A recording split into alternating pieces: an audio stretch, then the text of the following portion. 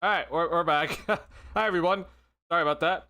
My mic was off for some reason. All right, what's going on, y'all? We are officially done with the preseason, and the Bulls go ahead and have a ridiculous fourth quarter to go ahead and win it. And it's a great way to go ahead and end the preseason if you're the Bulls, which is great to see. So the Bulls go ahead and go 3-2 in their preseason, and they get the win over the Minnesota Timberwolves tonight.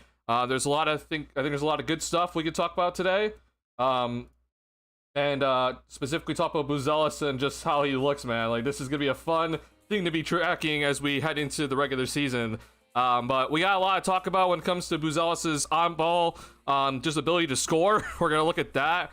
We had a lot of people return today, and we had Trey Jones, Kevin Huerter, and Julian Phillips all return today, and I think they all had their impact. So good to see those guys were back. The Bulls were missing Ayo Dosunmu, Isaac Okoro, and Patrick Williams tonight, so we'll talk about that. Kobe White's value to the team, because funnily enough, I think that Kobe White's value to the Chicago Bulls went up in preseason, but he didn't play a single second. We'll talk about that. And we'll also get into this game, talk about the Bulls defense and the ups and downs of it. I want to break down some good offensive plays that I was happy to see in this game, and we'll be having a lot of fun, y'all. So appreciate everyone tuning in. Glad to see everyone's here. Appreciate everyone tuning into the last preseason game. Regular season starts in less than a week here, so I'm very excited to get the regular season up and rolling. But if you have not already hit the like button on the stream, please do, helps me out a lot. If you're new to the channel, like Bulls content, please go ahead and subscribe. We are doing Bulls content all season long. We will be doing Bulls post-game streams after almost every single game, so please go ahead and like the stream, come back to the stream for Bulls post game. Join in on the conversation. I sincerely appreciate everyone jumping in on the conversation in these post game streams. It means a lot. Yeah, thank you so much for all the support, and we're gonna get ourselves rolling into this game. I want to hear you guys' thoughts. Kind of just like, if you can kind of give a grade, like, so knowing this is the last preseason game, you know, it's not the first preseason game where there's gonna be some rust and everything. Let's start off this stream by, I want to hear what you guys is gonna kind of give me your opinion on the team's overall grade. I mean everything from offense to defense to individual play. Just kind of give me the grade for this game here. Obviously it's a win, which is always helpful.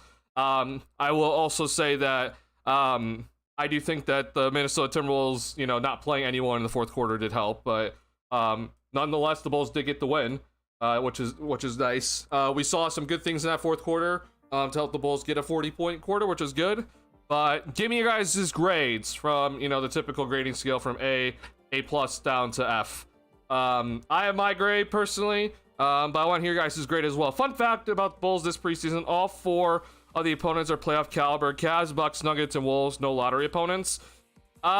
So I think that you're right that they're all playoff caliber for sure. I think some people, though, if you ask about the Milwaukee Bucks, I think some people don't think they're going to be making the playoffs.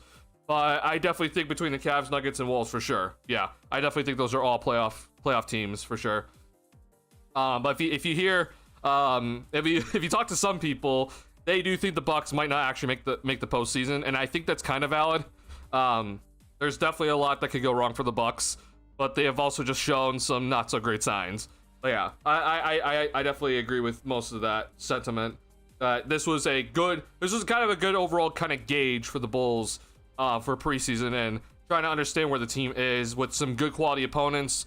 There's definitely some superstars on the other side, right? Jokic in Denver, Giannis in Milwaukee, Anthony Edwards in Minnesota, and then between Mitchell and Mobley in Cleveland, whichever you want to pick, because honestly Mobley's turning into just an absolute freak when we watch him. But yeah, I think this is overall, it's a good gauge for us. What's going on, y'all? Ready to say my wins prediction? All right, yeah.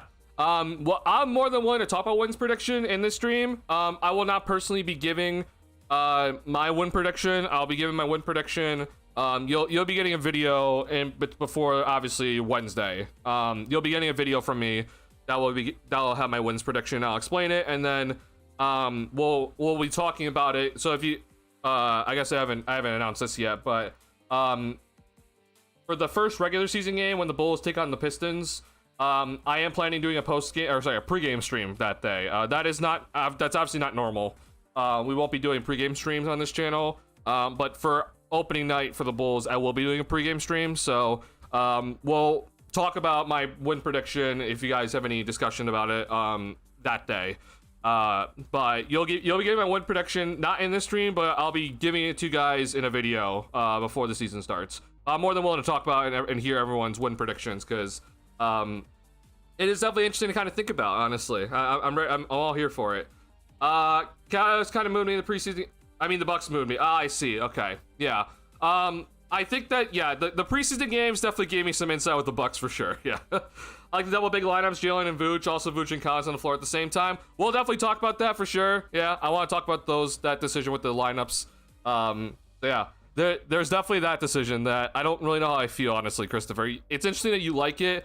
I'm not here to say that I like dislike that lineup, but it's definitely it has to be situational. I'm not here for it if it's gonna be every game, obviously. Julian came back with bad intentions, go Bulls. Yeah, Julian Phillips, man, had a hell of a game tonight. It could not come at a better time for him because he missed the last 3 preseason games. He didn't really have that good of a game in his first game against Cleveland. And so, the Bulls have been pretty adamant, like, hey, like, we're gonna be playing a lot of people, and so I don't think Phillips's rotation spot was actually like confirmed or like it was guaranteed for him at all.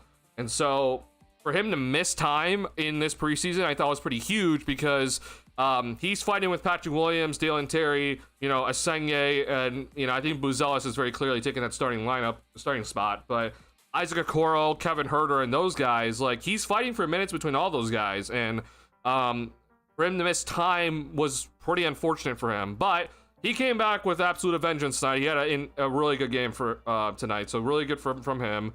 Glad to see that from him because I was worried that knee issue was going to head into the regular season, and then the Bulls are going to be heading into the regular season with some banged up bodies. But I'm glad that's not the case. We got most of our guys back. We did lose a few guys today. It doesn't seem like it's too concerning for what we've seen. I'm more concerned about Pat than Io, but I'm glad to see Huerter, especially Phillips, is back, and Trey Jones was yet again really good. So glad to see all 3 of them are back. Big thing for me is seeing Matas take the next steps. It looks great. Everything with him looks smooth. Confidence is oozing. Oh my god, man, we're gonna break down Matas's insane dribble, hezzy crossover in and out moves that we saw today. Yeah, this kid, man, I've made a couple of jokes with some people for Bulls on Tap that, like, Buzelis is, like, I'm generally just gonna be calling him the savior from here on out because I feel like he has to be the guy to save this Bulls franchise. Like, with the way that the Bulls are trying to build their team and everything, like, the way they're going about this whole retool/rebuild, whatever you want to call it, like, he might have to save this franchise, and right now he's on his way to it. So I'm thrilled with what we've seen in preseason. Now, I want to make this clear.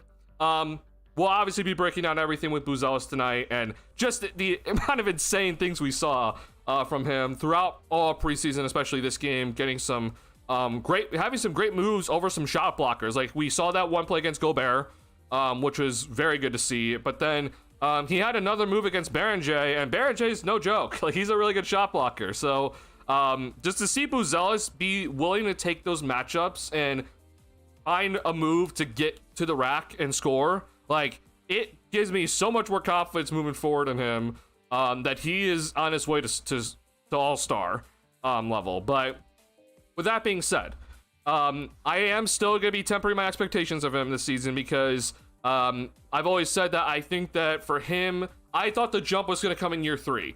It might actually be this year, okay? Like, it might actually be this season for Buzelis that the jump does come, which would be fantastic. Like, I'm all for it. But I think that the next test obviously is going to be, the league is going to be put on notice about Buzelis, and then what's going to happen, right? How does he respond to the extra pressure? The defensive coverages are going to change on him, which, let me be clear, if he forces the defense to have to do those changes, that's great. Like, I'm happy that it's happening because he'll get that sort of knowledge earlier in his career to learn how to adjust to, like, blitzes on defense and double teams thrown at him in an ISO situation.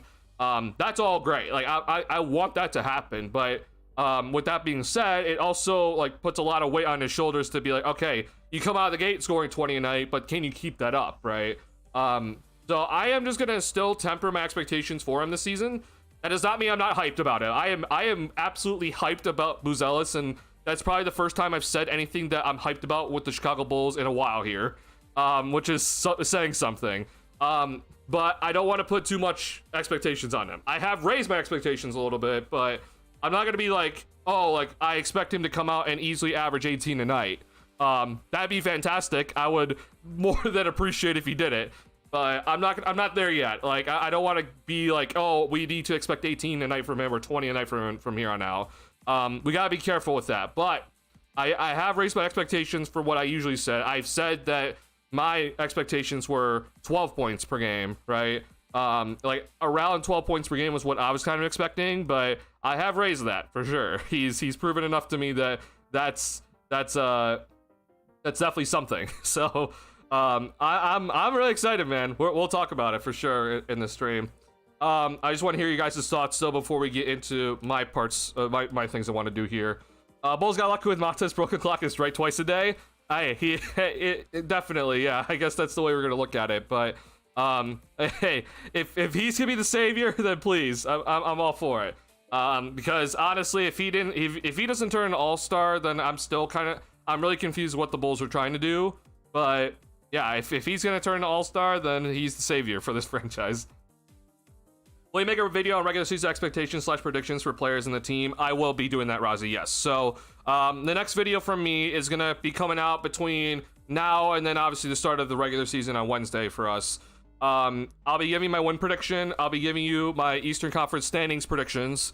And I'm gonna give you my typical, I like to do this in the video, I give you 5 things that like 5 predictions for the season. So I don't know how many of you guys remember that from last season, but I gave you 5 predictions.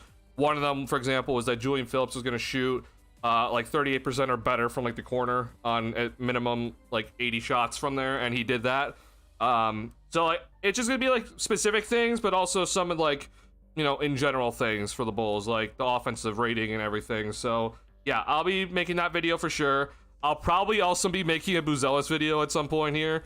To kind of show a few things with the film and everything. So yeah, I'm more than excited for the content coming up here. But yeah, thank God for Buzelis, man. He's done everything, and he's honestly raising my expectations overall. Because if he's going to turn into a 20 point per game scorer, then I have to look at his team much differently.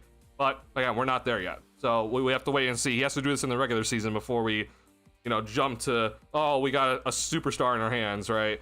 But I'm very hyped. I am very, very hyped about him. I want to see I want to see him play tomorrow. Like that's how hyped I am about him. But yeah, we just gotta be careful. His passing also looks more solid this preseason. I know he is part of the turnover problem, but last year I kind of winced when he passed. Oh, for sure. I mean, I think last season was like, it was definitely rookie moments for him last season with some of his passing. But yeah, I think this season he looks really, really solid. When it comes to making that quick, timely decision to pass. Like, he sort of fell into the catch and think club last season, right? Like, he sort of did, but it was much less, obviously. Like much less than everyone else. Like, him versus Patrick Williams is like no comparison. But he definitely had some passes also just in general where he had the ball and he's like trying to make a play and it wasn't going anywhere. But I think the game is slowed down, honestly. Like there's that aspect, but there's so much that opens up for you when you're a legitimate threat to score. Like this is what happens. Like if you're a legitimate threat to score, there's the passing lanes open up. And I think we're seeing with him this season so far, it's the defense is not so focused in on him that if they're so worried about him making some sort of move that it's like, oh, now the decision for me is much easier because it's like I have 2 guys on me. What's the next play, right? There's not much reading of like what is like the proper play, but there's only one guy coming after me. And he's done it. He's done well with these strides so far. It's obviously a work in progress. The Bulls turnovers continue to still be an issue, but I'm all for it, man. So far this year he looks more solid on that. Yeah, it's definitely still work in progress. We got to work on a couple things. But the ball handling also, I guess we'll say, is really helped his passing, because if you're more secure with the ball, then making that quick timely pass is just gonna happen a lot faster, right? If you're kind of loose with it, and he was a little bit loose with it last season, then it's gonna take a little bit of time to gather everything and then pass it out. But yeah, I think this was we're seeing the progress for sure. But the biggest thing for me is that I wasn't expecting this progress this early. The fact that we're talking about this progress now and we haven't even seen a regular season game of his sophomore season yet is crazy. I was not expecting this from him at all, but hey, I'm all for it, man. Josh Giddey's the real deal also. I'm not there yet as the real deal. Reminder to everybody that if you're wondering what my real deal Josh Giddey is, it's that he is scoring at bare minimum 18. Like, he has to average 18 points per game this season. It's a bare minimum for me. So like, to me, I'm not there yet from these preseason games. He's shown me some promise. Like that Denver game, for example, I was very happy with that Denver game from Giddey. Like I came on here, I was praising Giddey because I was like, this is what I need. And it's funny because it's like, I look at Bulls Twitter and a lot of Bulls fans are just like, Giddey only had 6 assists and some turnover issues, but I'm like, he scored 25. Like, that to me is what I need from Giddey. But I'm not there yet as him being the real deal. I'm gaining confidence in him being able to score in the interior. But once again, though, it's like the scoring has to be consistent every night. That's the thing with me for Giddey. But I'm gaining confidence in him with his interior scoring. He's shown some ability to really break down some smaller defenders, and that was a big concern for me. But yeah, if he's going to continue like scoring on smaller defenders and drawing fouls from like even on the perimeter, then my confidence in Giddey definitely goes up for sure. But I'm not there yet, unfortunately. I'm not there just yet, like as the real deal. Because to me, honestly, the way I personally look at it is, if Buzelis is gonna be your best scorer, then like I think he should have the ball. And so for me, it's like, if Giddey's gonna be continuing to have the ball in his hands, then he needs to show that he's also scoring. So that has to continue from him. And I think that the preseason game against the Bucks was a good start. The Denver game was great from him. Like I loved everything I saw in that Denver game in that first half, and some in the second half. He struggled a little bit, but I'll take what I saw. This game was good in the first half, but then he really disappeared in the second half. I know he didn't play as much, but the Bulls' third quarter wasn't the best. And I do think Giddey kind of disappeared for a little bit. But yeah, scoring is always key for me. That's always how it has to be. I'm going to appreciate that Billy tried different lineups tonight and showed some positives of those there. Yeah, the different lineups tonight. So we saw obviously the double big lineup to start the game, which was with Jalen Smith and Vucevic starting alongside each other, which was kind of weird. I won't lie, I even tweeted out that I was just like, I don't like this lineup. But it honestly turned out to be okay. Bad start though to this game. It was a bad start to this game. Couldn't score until 8:13, the 8:13 mark in the first quarter. And you saw some of the issues with the lineup. But with that being said, I do think that we saw some good out of the lineup as we went on. The Collins and Vucevic lineup, I'm not really convinced. That lineup doesn't look as good. I think Smith does have more like confidence playing in the 4 spot.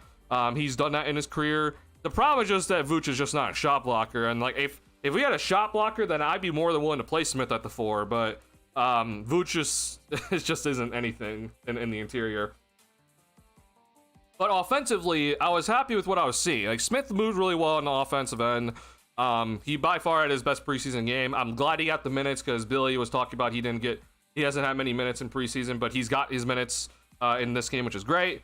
So I can definitely be convinced into playing that Smith and Vucevic lineup for what I saw today. The Collins-Vuce lineup, though, is not something I'm really that happy with. Like, Collins, unfortunately, with his lack of three-point shooting, is like, it's a little rough on the offensive end. Things are a little bit clunky over there, but I guess maybe for facing Cleveland, I can maybe be convinced into it, but I personally wouldn't play that lineup. I personally would just be playing Collins over Vucevic, honestly, with what we've seen so far in preseason, but that's my opinion at the end of the day. But we also saw a lot of different lineups. Like when we saw Buzelis kind of go on that run in the fourth quarter, the Bulls really didn't have a point guard out there, honestly. It was kind of weird. It was Kevin Huerter and Dalen Terry as the guards, with Phillips and Buzelis at the forward spot with Zach Collins. And that was a lineup that I was like, this is interesting, but it worked out really well. So props to Billy for playing some of these lineups. Obviously, some guys are out tonight, but we got to see those lineups today, and it looked pretty good. We also saw some weird lineups out there that was just like, there was a, oh God, what was it? I tweeted it out, but it was like Giddey, Terry, Phillips. Oh, I think this honestly was the Collins Vooch lineup, but I was not a fan of that one, but maybe it was more so the perimeter guys. But I do appreciate trying some things in preseason. This is good from Billy today. But I think we got our answers for some lineups in the regular season for sure. Who's there from Montes? Do you trust the staff to develop him long term? So the unfortunate part with Peter Patton gone is it's definitely taken my confidence like a little bit away from the Bulls staff to develop him properly. However, with that being said, I do think that with the assistant coaches the Bulls do have, like, I have a little bit more faith in them developing guys a little bit better, like more than what we've seen in prior years. The thing is though, the thing that gives me the most confidence at the end of the day is just that Buzelis seems to have that development like on lock with his own camp. Like, he's the one that's doing his own development. Like, yeah, the coaching staff is important, and like I'm sure the coaching staff was getting on his ass after his defensive performance in Denver, which, yeah, he had 5 blocks, but his perimeter defense was atrocious. But the biggest thing for me is that I think Buzelis has that drive to go out and be like work on his development consistently in the offseason by himself. So it's not necessarily I think coaching staff does matter a bit, but it's more so what the individual can do by themselves with their own coaches and their own development staff. And I have a lot more faith in him going out and doing that on his own and coming in ready for the season and adding more to his game every year than probably some other players on this roster. So I personally have a lot more faith overall with just Buzelis individually, but then I do have more faith in the coaching staff compared to previous years, I'll say. The Peter Patton thing, though, I won't lie, it definitely hurts me. Like, I don't understand that from AK. That one didn't make any sense, and the players were clearly pissed off about it. But, you know, hopefully the Bulls still have a decent development staff going on right now. I know that they've hired a bunch of people, but I don't really know anything about them. So we'll see how it ends up working out with these guys. But I think Buzelis specifically, it's more about his individual drive. Izmir is getting a lot more shots in the paint this season. Oh, I mean, yeah, in the preseason for sure, like, he has gotten a lot more in the paint. Excuse me, sorry. But yeah, that's definitely a really good sign. Again, needs to continue, and he's finishing through some contact, which is good. But yeah, it's got to be consistent with him. Like, we've seen some games in preseason where it's like there's moments where he can't get to the paint and he can't finish in the paint. But then in that Denver game and then in this game, like, he definitely showed the ability to get to the paint and score. So yeah, I think you take the 2 first halves of that Denver game and this game, like, this is exactly what I want from Giddey. Like, I couldn't ask for more. You know, second half of the Denver game was like, it was all right. Like, I'm not gonna be too critical of it. This second half of this game was not the best from Giddey. He tried to force some shots in the paint. He tried to get a foul call, didn't get it. And he got to the free throw line, but he did miss those 2 free throws. But I don't care about the miss. I don't care about the misses. I appreciate he got to the free throw line at least, but he did kind of disappear a little bit in that second half, which he didn't play as much. So I'm not gonna be like, you know, like, oh wow, like Giddey like fell off or something in this game. But once again, though, I'm just pointing it out. Just like, scoring has to be consistent for me with them, and like, I want to make sure that it's not just like, okay, we're only scoring in the first half, but this is gonna be probably like a more of a regular season test to kind of see, like, okay, once we get to like the regular rotations, obviously, you know, he's playing like 32 minutes a night, and then we're gonna really see, like, you know, all right, is he keeping it up throughout the entire game, or is this just a first half thing, right? That Denver game, though, like, I couldn't ask for more. He hit his threes in that first quarter. He was basically bullying Bruce Brown in that game. Like, everything about that game from Giddey, I'm like, yeah, this is exactly what I want to see. 25 points. Like, I don't care about the turnovers in that one. Like, offensively, it was good. Defensively, it was a whole other story, but that's for the entire team. Like I won't like I'm not gonna get onto him defensively because the entire team sucked defensively in that game. But yeah, like offensively, like that was like everything I could ask for Giddey, and it was honestly even more. He had 19 points in that first half, which is like, oh, that's more than enough. Like that's exactly what I want to see from him. Yeah, it's gonna have to be something we're have to watch for sure. There are definitely though some moments in the earlier games, and maybe it's just him trying to just get his wind under him because there was talks about him not really playing much scrimmage and pick up because of the contract situation, and he couldn't get into the States until much later because of his visa and everything. But yeah, hopefully now he has his wind under him. It seems like he's up to speed and everything, and yeah, and hopefully I'm just hoping no one gets injured, man. Like the amount of preseason nagging injuries the Bulls have had has killed me. So I'm just hoping no one else gets injured before the regular season starts, including Giddey, because he had a little bit of an ankle tweak in training camp. So don't get injured in these next practices, please. B- grade from Charles. That was my grade as well. It was a B-. I could be convinced into a B, but I would also go with B- for sure. There's definitely some things I want to address in this one. Actually, the elements of double big lineup, mostly as I think there are matchups this season that could demand it. I definitely think there's matchups that could demand it. Like I said, though, I think the Smith-Vucevic one or the Smith-Collins one I can be more convinced into. The Collins-Vucevic one didn't really make much sense to me, but maybe I gotta see a different game. Like, I don't know, if... no, you're not gonna play against Denver. Who honestly would do it besides the Cavs at this point?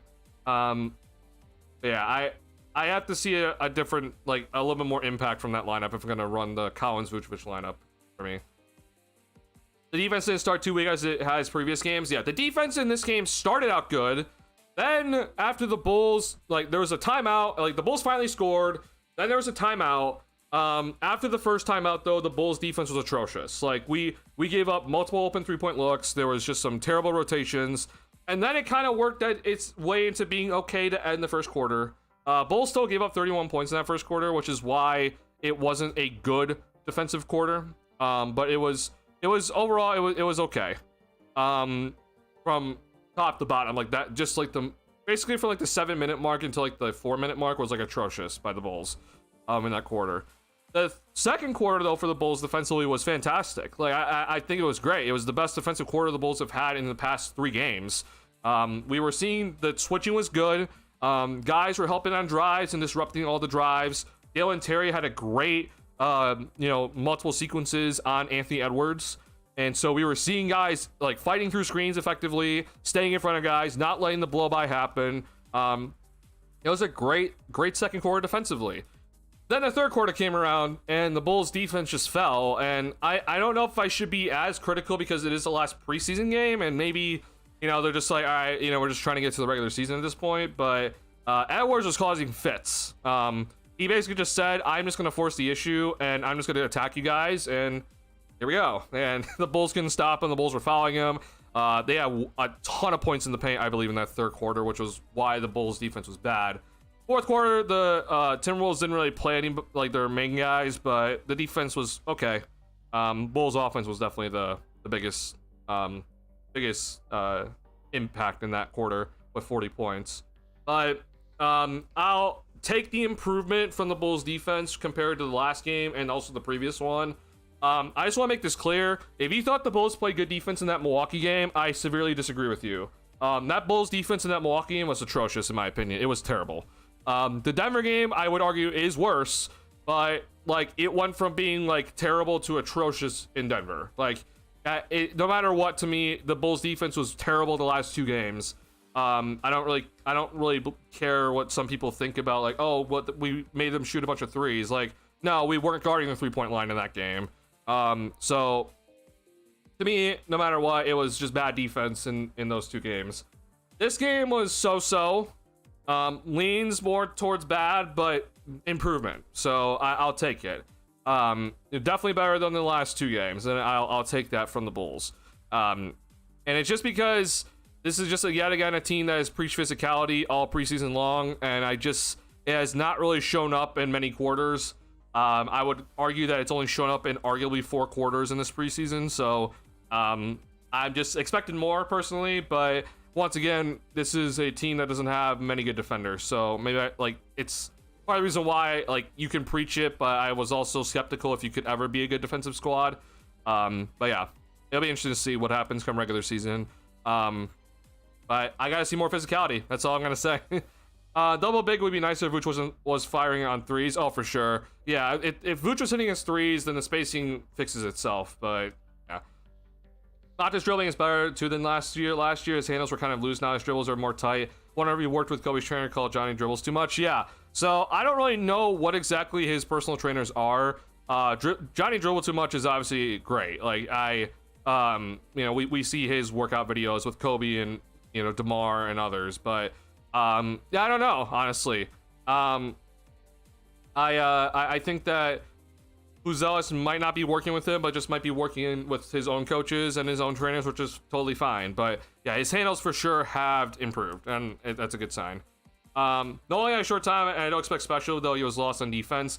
I think these past 2 games, for sure, Noah has looked more lost on defense compared to the first 3. He had many moments in that Denver game where he didn't switch when he should have.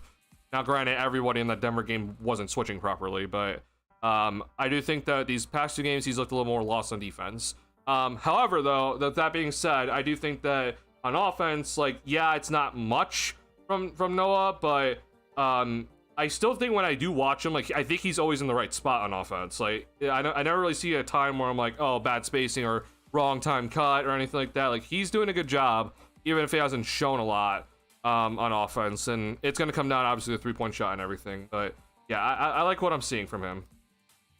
Are you concerned about Buzelis' rebounding? So this was definitely brought up to me in the middle of the game on Twitter, so I'm not that concerned right now. At 6'10", Buzelis should definitely be getting more rebounds than 1. I completely agree with that sentiment. My only thing, though, is that I'm going to give him just a little bit of slack just because I do think that he is still kind of on the skinny side a little bit. And he's obviously gotten stronger, but he still needs to get stronger. And I do think that he's going to have to still kind of work throughout this season to work on timing and boxing out right, where to be to get rebounds. It's kind of a thing where it's just I think he just needs to kind of just get more in tune with everything first, and then the rebounds are going to come, whether that's getting more strength in both the upper and lower body, understanding angles, and making sure that you're in the right spots to get those rebounds. It's something that I think it's just gonna have to take some time with him. But the one thing that I will say, though, is this: if Buzelis is giving me 20 a night, I'm not gonna really complain too much about the lack of rebounds if he's not giving me much. However, with that being said, if this season's gonna be about the scoring for Buzelis, if he's gonna somehow break out and show that he can score 20 a game, then next season for Buzelis has to be where he increases his rebounding, because that's when he's gonna be another year in. He's gonna be another year stronger. He's gonna have another year under his belt to understand the game, the flow, and everything. That it's gonna have to come there for him. But I'm gonna give him some grace right now for the time being, because he's doing a lot of scoring now. That I'm okay, if you're doing scoring, then the rebounding that we expect from you, it goes down just because he's doing scoring. Because we couldn't say if you're wondering, Patrick Williams, the rebounding has to always be there because he doesn't score, right? Hence then it's I need you to bring impact somewhere. But if Buzelis is gonna be scoring, then I'm not gonna be asking for too many rebounds. But come later in his career, I need him to be doing both. If he's gonna be breaking out and scoring this season, then next season has to be where we have to work on his rebounding for sure. And then, just continue adding to his overall repertoire.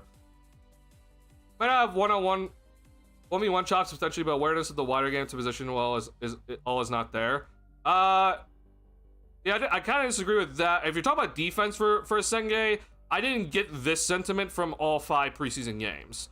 I think you can argue that for the last 2 games, but for all 5, I disagree. I think he's shown actually a lot of good instinct on defense. But I think we're seeing rookie moments now for him. But I personally, I'm not there with this. Like, I think he's shown a lot on and off ball defensively in the first three that I was like, hey, this is really good from him. But yeah, I think that when it comes to overall team defense in the last two games, he's not been great, but it doesn't help when the entire defense also has been terrible, and especially in the Denver game. So I'm not gonna be too critical of him. Not worried, Boost doesn't rebound lots. That he eats them up, and that works better to pass it down to Boost and Stride, rather Giddey than Vooch, who eats lots of those defensively. I mean, yeah, like Giddey should obviously be getting the rebounds for sure, but I think for Buzelis, he's gonna have to find ways to also get rebounds in his career eventually. But yeah, for now I think it's fine. Like for now it's okay. But moving forward though, it's gonna have to be something we're gonna have to get him to increase for sure. Giddey scoring is a washing machine. It's never that pretty. Oh, I mean, yeah, it's definitely not pretty. Giddey draws fouls, and it doesn't look pretty when he draws fouls. But hey, it's effective, right? I'll take effective. I don't really care how it looks. While you're on your ball and handed, Booz is scoring. Booz is scoring in these games while Giddey's facilitating a heap. Right, but I want to make this clear, though. Like, we saw when Buzelis in that fourth quarter, for example, like, Giddey wasn't out there. And Buzelis was still finding ways to consistently, with the ball in his hands, go and score. So like I don't think Giddey needs to be out there if he's just gonna be facilitating. Like the whole point of Giddey's gonna be out there with Buzelis is if Giddey's also a threat to score, right? Like yeah, Giddey's gonna also be a good facilitator for everybody and get those open passes, and that's always what he's gonna bring. But like if there's ever a question about like, well, can Buzelis score without Giddey? Like we just saw it tonight. So I'm just like my whole point again is just that if Buzelis is going to be the scorer for this squad, then as always for me, it's if you're the main scorer, you get the ball most of the time. Giddey's going to have his touches too, but if Buzelis is going to be the main scorer, then he needs the ball. I don't want to be hyper focused on making sure Giddey always runs the offense if that means that we're taking the ball out of Buzelis' hands. That's more of my bigger concern. I don't think it's going to happen. I'm just pointing it out that like if Buzelis is going to be consistently scoring 20 every night and Giddey's not there, then all goes to Buzelis. That's just how it's going to have to go. I think that's completely fine. The only reason why I'm also just like I bring this up just because the Bulls all of a sudden now are going to be in a weird spot if this does happen. Which again, I don't think it's like I'm tempering my expectations, so we'll see if it does happen. But if let's say, for example, Buzelis is we're 30 games in and the dude's still averaging 20 a game on like, you know, good efficiency, assuming, then like we don't really know where Kobe's going to start the season, but now all of a sudden there's this whole balance that we're trying to figure out, right? Where it's okay, Buzelis is scoring 20, Kobe I would hope is scoring 20. We'll see though. I don't know, right? And then you have Giddey here as well, and so it's like who are you gonna where's the pecking order suddenly? And the way I've always just looked at this game, with at least more recently, is just that you have to give the ball most of the time to your main scorer. There's obviously second and third options for sure, but I think we always have to prioritize the efficiency in the offense. And getting Buzelis those on-ball opportunities is going to be very crucial if he becomes that main scorer. You know, that's going to be just something I'm going to be looking at. Again, we'll address this when it comes time. Like if it like because I'm not there yet with Buzelis is like, oh, he's going to be guaranteed 20 a night. Like I'm not there yet. And if that's not the case, then obviously the ball is going to be in Giddey and Kobe's hands. And then we don't have to worry about it. But if it does happen, right, then we're going to have some conversations, because this is once again the whole argument when it comes to Giddey is just like, hey, like he's going to have to prove that the ball has to be in his hands consistently, right? And it's worth it, right? That's gonna that he has to prove that, because if there's another scorer or two that come alongside, right, all of a sudden, or like if someone develops into a great scorer, then what's the point of giving Giddey the basketball if he's not giving you the scoring output that these guys give you? That's the reason why with Giddey I've been advocating that he has to get to 18 points per game this season. He has to. Because then it's like, okay, if he gets to at least 18, which then I hope he's on his way to 20, then, because to me, no matter what, you still need to get to 20. Then it's like, all right, well then I'm obviously still going to give you the ball, and you know you're going to be the guard, so you're going to have the ball more. because you're giving me 20 a night, right? And if Buzelis is also giving me 20 a night, great. And so we have, our two 20-point scorers now, and they both get the ball. But if he's not gonna get there, and suddenly Buzelis, becomes that great scorer, and then, Kobe takes another step forward, then it's like, okay, now all of a sudden we have to make a decision because there's one ball. And Giddey's gonna have to find a way to prove that the ball should be in his hand still. Like, it's always just been the argument when it comes to him. And so the Denver game, for example, is a great start. Like, that's exactly the reason why I want to see him score consistently every night. It's like, that's why. Like, you have to go out and score like that every night. But man, we'll address this when it comes. Like, if it comes up, then we'll really talk about it for sure. It definitely decided to make too much in the double big lamb, and that meant a few plays Giddey drove, and they had 2 or 3 on him early without a good enough threat for the kick out. I mean, yeah, but God, it's just Vooch is killing me. Ideally, they're not sagging that much if Vooch is just hitting his threes. Yeah. What's your biggest weakness? Our biggest weakness in your opinion? Defensive end, point of attack defense, I think is the biggest weakness so far for what I'm seeing. Like, I understand that there's a lack of rim protection as well, but like the point of attack defense for the Bulls has just been so bad throughout this preseason. So like that to me is my biggest weakness. The other weakness right now, and it's not fair because we are missing one of our best shooters on the roster, but the 3-point shooting this preseason was atrocious for the Bulls. One of the things that I think some people do forget is that Levine had an insane efficiency last season from 3. Like, that was an insane efficiency for him, but he's already extremely efficient. So the 3-point shooting is definitely concerning me with what I've seen in preseason. Now, granted, again, we are missing our best 3-point shooter, right, and Kobe. So maybe it's not gonna be that big of an issue, but that is probably my biggest thing on offense. Like, turnovers is obviously the biggest issue on offense, but the thing that I'm like really like surprisingly concerned about with what we've seen from preseason is just that it's like, yo, bro, like we're missing threes that are wide open, and I'm expecting some of these guys to hit them. Like, Javon Carter's hit a lot of threes this preseason, and I don't know how much time he's going to be getting. So, like, if a good chunk of your threes from preseason is because of Javon Carter, then I'm really concerned. I'm concerned for the 3-point shooting from here on out. Like, I know Kevin Huerter missed time. I know Kobe hasn't played. It's definitely something that I'm just like looking at as like, hey, we're gonna have to address some things if we can't get our 3-point shooting up. But that is my sudden area of weakness for the Bulls if this continues. But we'll see. They'll continue to jack up the threes, which they should. But that's my biggest concern. But biggest overall weakness though is still I think for me it's point of attack defense. This team, when it comes to point of attack defense, is consistently struggled, from whether it's fighting through screens, like screen navigation, to switching properly, to just staying in front of your man. Like it's just everything from there. The only reason why I don't say rim protection is just because like maybe this is wrong of me, but like I just kind of have Vooch off this roster in my head, and so if you take Vooch off this roster, then I personally don't think rim protection is the biggest weakness. I think the perimeter defense is weaker than the interior defense if you just have Collins and Smith out there. They're not like great shot blockers in any sense, but they at least provide better rim protection than what Vooch does.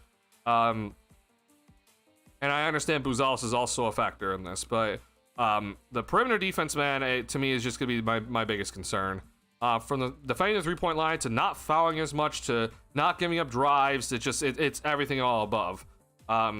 We saw some good signs tonight, but we need to see more. Especially because Okoro, like, I know you didn't play today, and I hate to throw him astray, but the one guy that the front office decided to bring in, right, for this team to get better defensively, he has been ineffective on both ends of the floor the last 3 games. Not including this one, we're talking the last 3 games that he played in.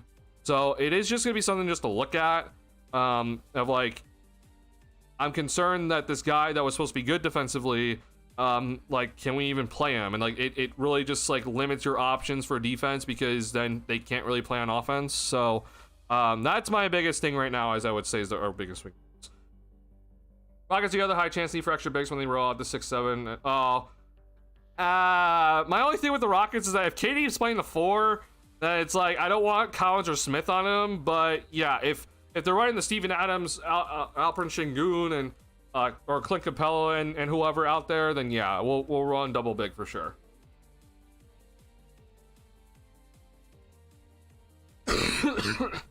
I agree. Bucks wasn't the defense; it's just Giannis was the only offense the Bucks had. Now, I mean, well, the only offense the Bucks had was Giannis and plus their 3-point shooting, which is that's not abnormal. That's consistent with them.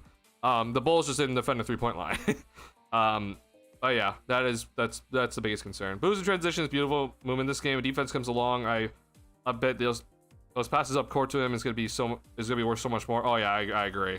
Yeah, he's a good target for transition, and yeah, I mean, like Giddey with those passes in transition is huge. Like that's great.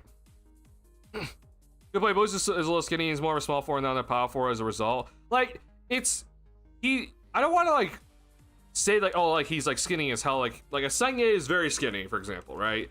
But they're both around the same height. It's just that like I could just tell with Buzelis, like he's definitely gotten stronger in areas, and like I see like his growth as a player in terms of his body. It's just that I'm just aware that they're like the level of these guys in this league, like these guys are insane in this league. So I'm not shocked to see that like, hey, he's kind of struggling a little bit with the rebounds right now. But again, like if this is an issue come like year 4, for example, then like, yeah, we're gonna have a serious conversation. But it is just gonna be interesting just to watch him, as like I think he needs to just get some upper body strength a little bit more. And like he's talked about not bulking, which I understand completely, because then I think he loses his, you know, elusiveness and his quickness and everything. But he's gonna have to find that right balance to make sure that he's able to, you know, play amongst the trees and everything to get those rebounds, and not get overpowered by guys, but also, you know, keep his quickness and his good foot speed as well. So it's gonna be just an interesting thing just to kind of balance with him. But yeah, I'm looking forward to it.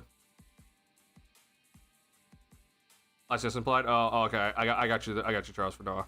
His good reaction speed, though. Yeah, I agree. I think Asenge's reaction speed is great. We're supposed to be Celtics when Brown is still second or third scoring option with Tatum out. Oh, I mean, God, Celtics gonna be weird. I mean, and Jaylen Brown just had a hamstring issue come that last game, but yeah, it's gonna be interesting. The random thought, thinking of the stat line of 18 almost triple double. Ben Simmons as a rookie outperformed that still plus defense. Oh, I mean, yeah, I mean, I think Ben Simmons like. I thought Ben Simmons was gonna be incredible, but yeah, he it is crazy just to look at, right? But I mean, like, if you're wondering my line of thinking when it comes to the whole Giddey like argument, it's like it's kind of similar to that. Like Ben showed 18, 8 and 8, right? Like, or near triple double, for example. Like his all-star years were plus defense plus those numbers. So it's like, okay, like he's worth having the ball in his hands then, because like he's at least giving you like 18 a night, right? But if he's like, we saw though, like if he's not going to give you that, then like he just can't have the ball. Like there's just better options. Yeah, it like I said, it's just the way that my brain always just works is just like scoring. Like the way that you can like get high efficiency in your offense is if you have the ball mostly initiated by the guys that had the biggest scoring gravity, right? Like the gravity from those players is what's going to help you create offense more effectively. There's obviously there's other ways, obviously, like yes, great passing is definitely part of it, good screen setting is also a part of it, right? Like there's all parts of an offense, but the one constant that I think that you can have in an offense is like, hey, your best scorer is going to be bringing up the ball most of the time, and like, you know, he's going to be like always a threat to score at all moments. Like that's a constant. Like that's something that the defense, at no matter who has the ball, or like he has the ball by at all moments of what's happening, like that's a threat. So it's going to be something that I'm looking at as like scoring matters. At the end of the day, you have to score for me if you're gonna have the ball in your hands. And so Giddey, you know, in that Denver game, that's a great start for him. tonight, good first half. I don't know what happened in the second half, but it's preseason, so we'll wait until regular season starts here. But there's a lot though to make sure that you're scoring consistently every night. That's how it's just got to go. All right.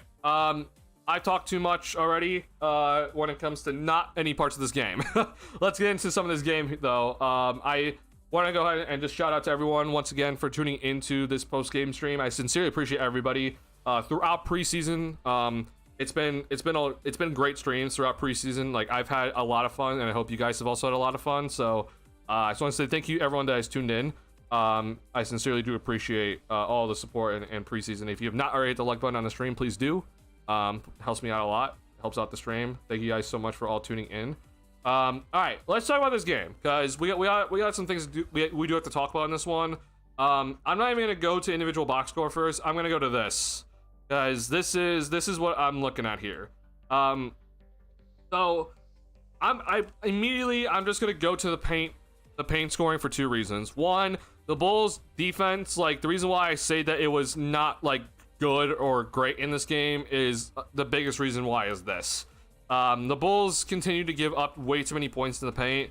Line drives, like, this is similar to the Denver game. Denver just is a team that doesn't really shoot many threes and dominates the paint. This is what also happened in this one, which is the reason why defensively I'm like not that pleased. It was better obviously, but I'm just still not that pleased from what I saw today. Now, with that being said, the Bulls on the other end of the floor did a good job of attacking the paint, and I think Giddey is a big part of it. I think Buzelis is a big part of it. Julian Phillips is also a big part of it tonight, which, you know, shout out to him for being great down there. Zach Collins continues his great preseason, and he was also a decent chunk of this. So a lot of guys came in and contributed to this number right here. Big reason why that's huge. The Bulls have just this preseason, and I don't know what the hell is going on, and it might just be honestly just a reality check for this squad, but I hope it's not. But the 3-point shooting in this preseason has not been good.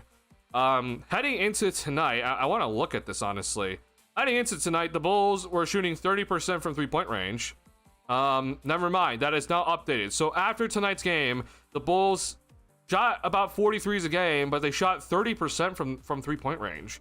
And so it's just concerning, because it's like this team, like last season, I understand that last season like wasn't like the best year from 3-point range from the Bulls. Like it wasn't like they're coming out and like destroying everyone from three, but I mean, they're at least in the top half of the league in terms of percentage. You add that up and being top 5 in attempts per game, like, hey, 3-point shooting's all right. It's not amazing, but it's all right. Like, this is a pretty decent to good 3-point shooting team, especially with the amount of attempts that they take. I mean, hell, they shot better than the Warriors, which I know the Warriors have had their issues, but you can even argue that they're a pretty good 3-point shooting team last season. I know it's 5 games, but like, this is just like, I don't know what to think of this, because I just know that a decent amount of these threes made is Javon Carter. Sorry, this is the number that we're looking at. So I just like I'm a little bit concerned with just the 3-point shooting. And so if you're not going to be a good 3-point shooting team, the whole reason why I'm talking about this is just that if you're not going to be shooting the 3-ball well, then you got to get to the paint and you got to get to the free throw line. And the Bulls, they shot 30 free throws in this game, which is great. And they also got to the paint. So good job there. You compensated for your lack of 3-point shooting by getting to the paint consistently and drawing contact and getting to the foul line and making your free throws. At one point, the Bulls were 16-16 from the foul line, which is great. That's something that if the Bulls cannot find a way to consistently shoot well from 3-point range, or shoot well, or just decent, then they gotta attack the paint at all costs. Because there's really no other way you're gonna efficiently score in this league. So, and obviously free throw line. So that's gonna have to be it.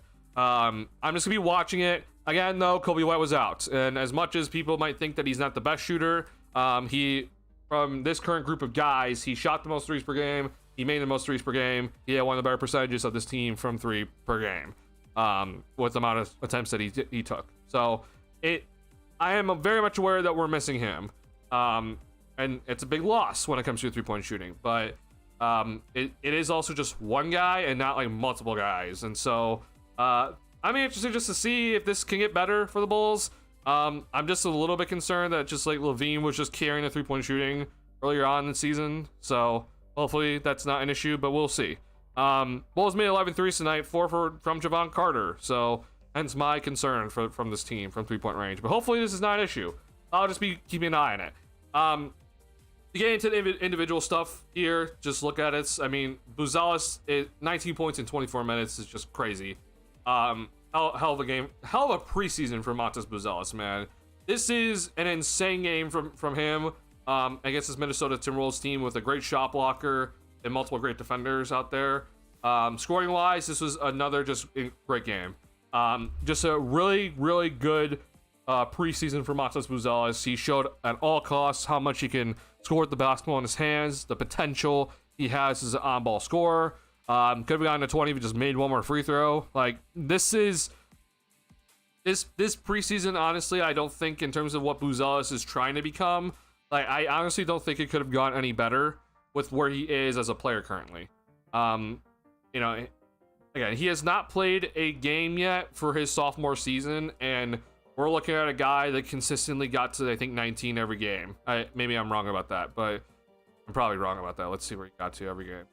Got 19 in almost every game and 11 in the second game. So this is just like a really good overall preseason to show that he deserves the chance to have more on-ball opportunities come regular season.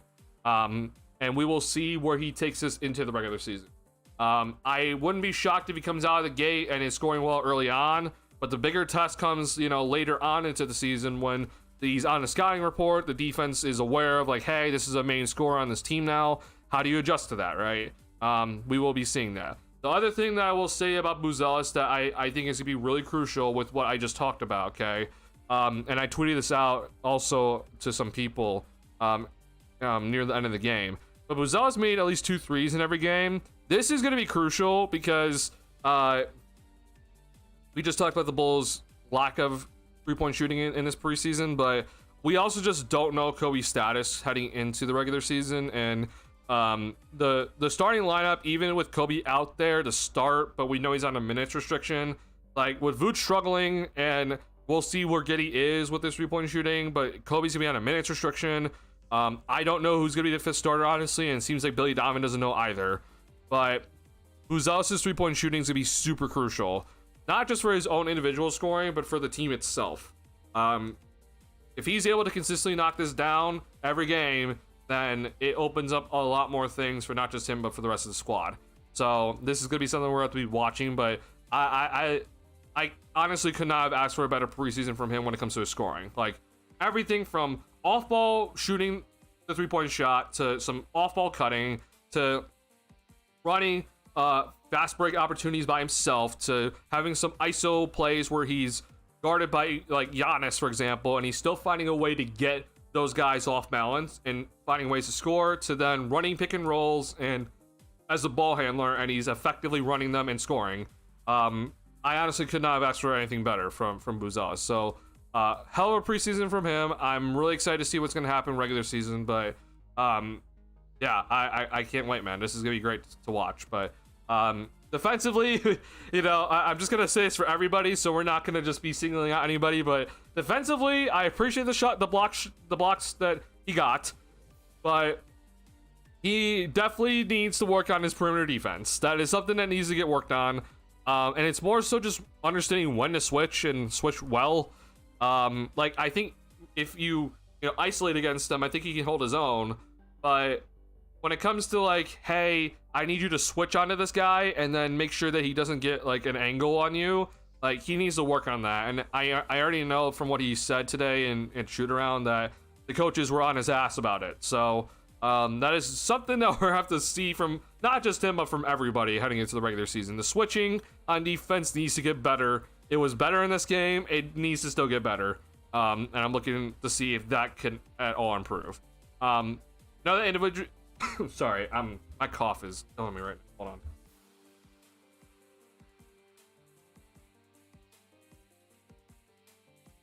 Sorry. All right, another individual player that had a really good game at a great time, Julian Phillips. We talked about him earlier. This honestly just could not have come at a better time.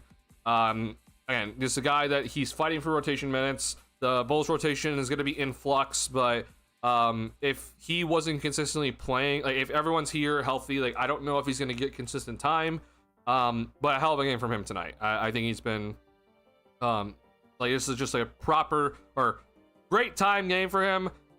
We'll see what exactly the rotation is for Donovan and his coaches, but this is really good from Phillips. It's a typical Julian Phillips performance, but hence a lot more scoring from the free throws.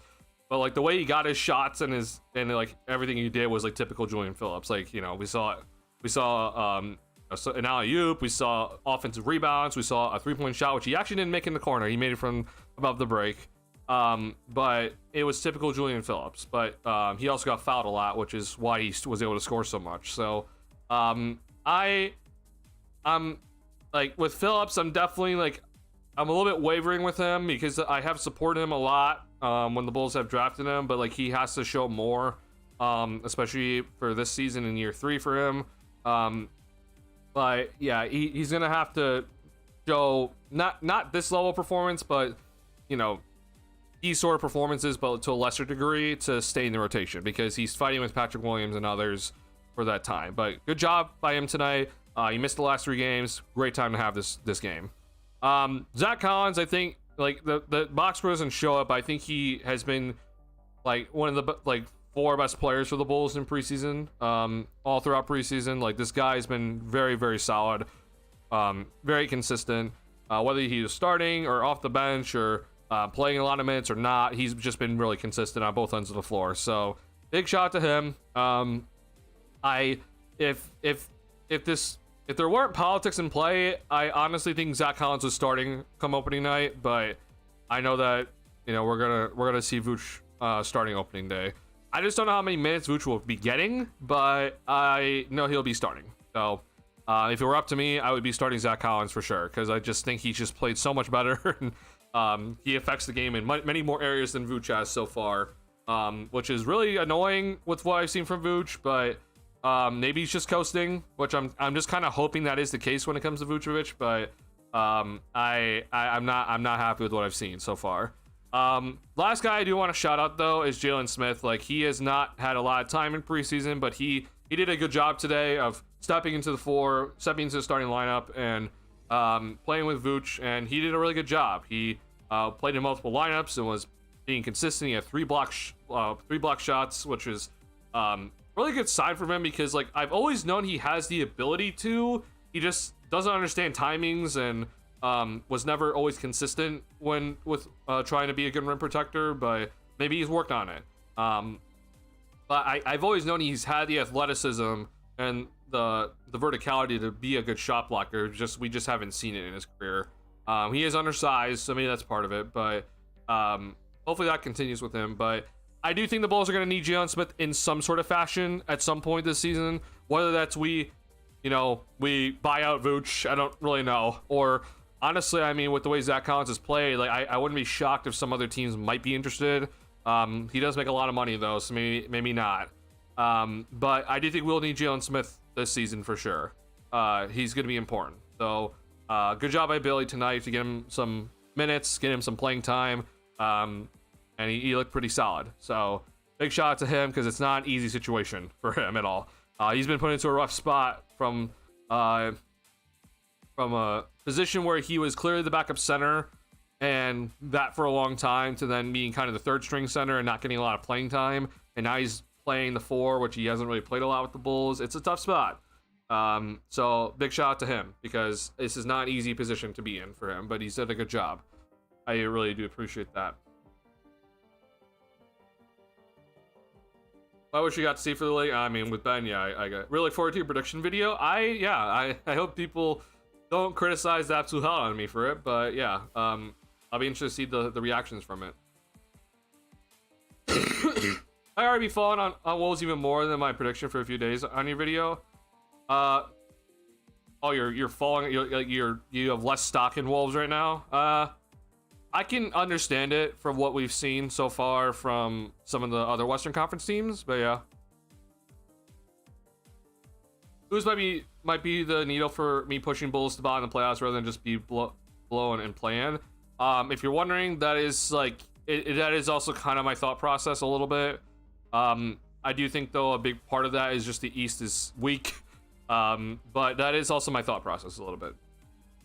I think the Bulls are likely to remain bad from threes. That is my biggest concern right now, especially because if Vooch does not have a good season from three, like I guess I forgot him as well. Like Levine and Vucevic did a lot of the 3-point scoring early on in the season last season, right?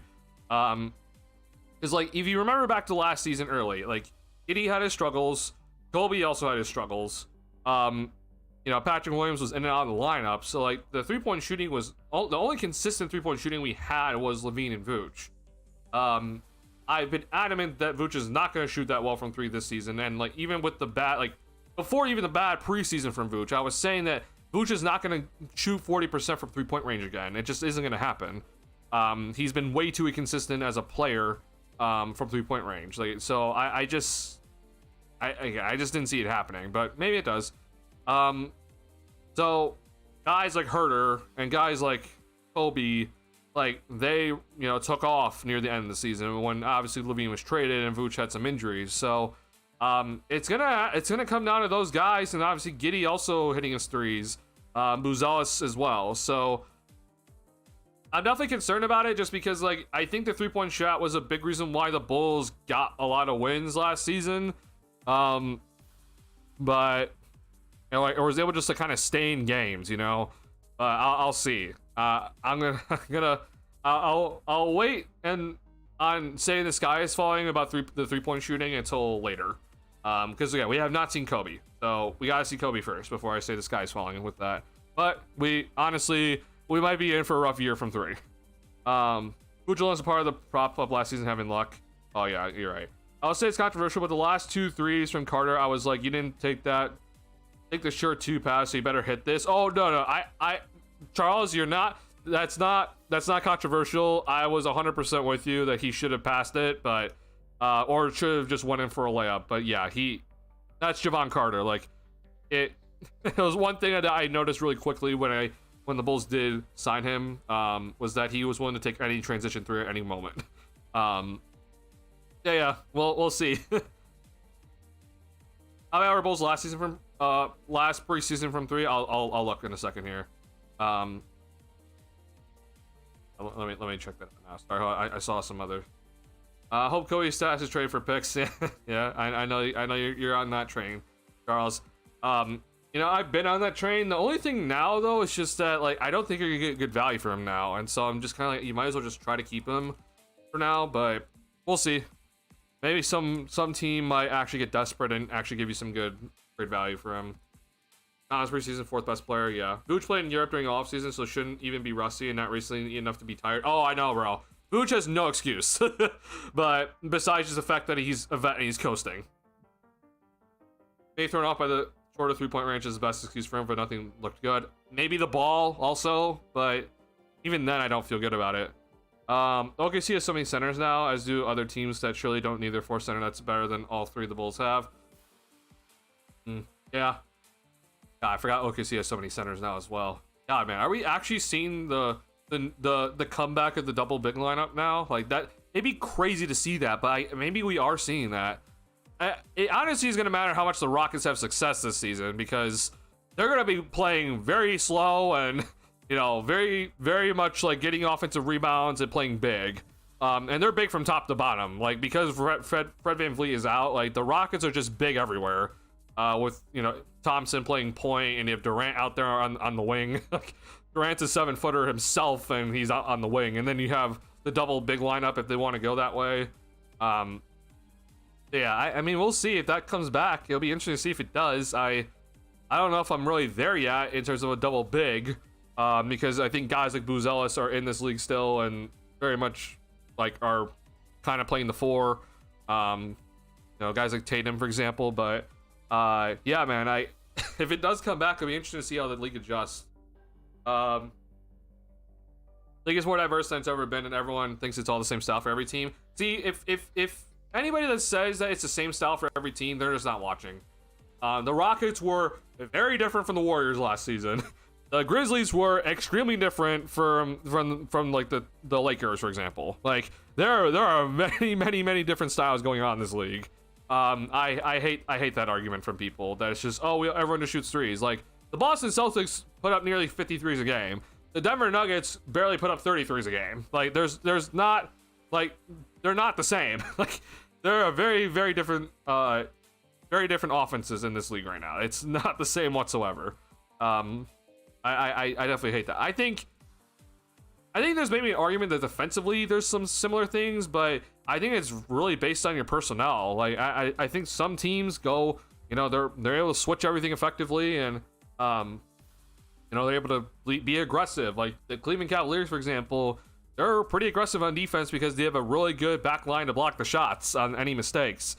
But, you know, there's other teams that can't be that aggressive and have to play more conservative, like the Milwaukee Bucks always do.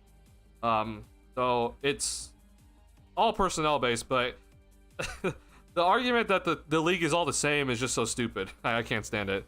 I think only a few teams can pull out double big when they have the right kinds. Yeah.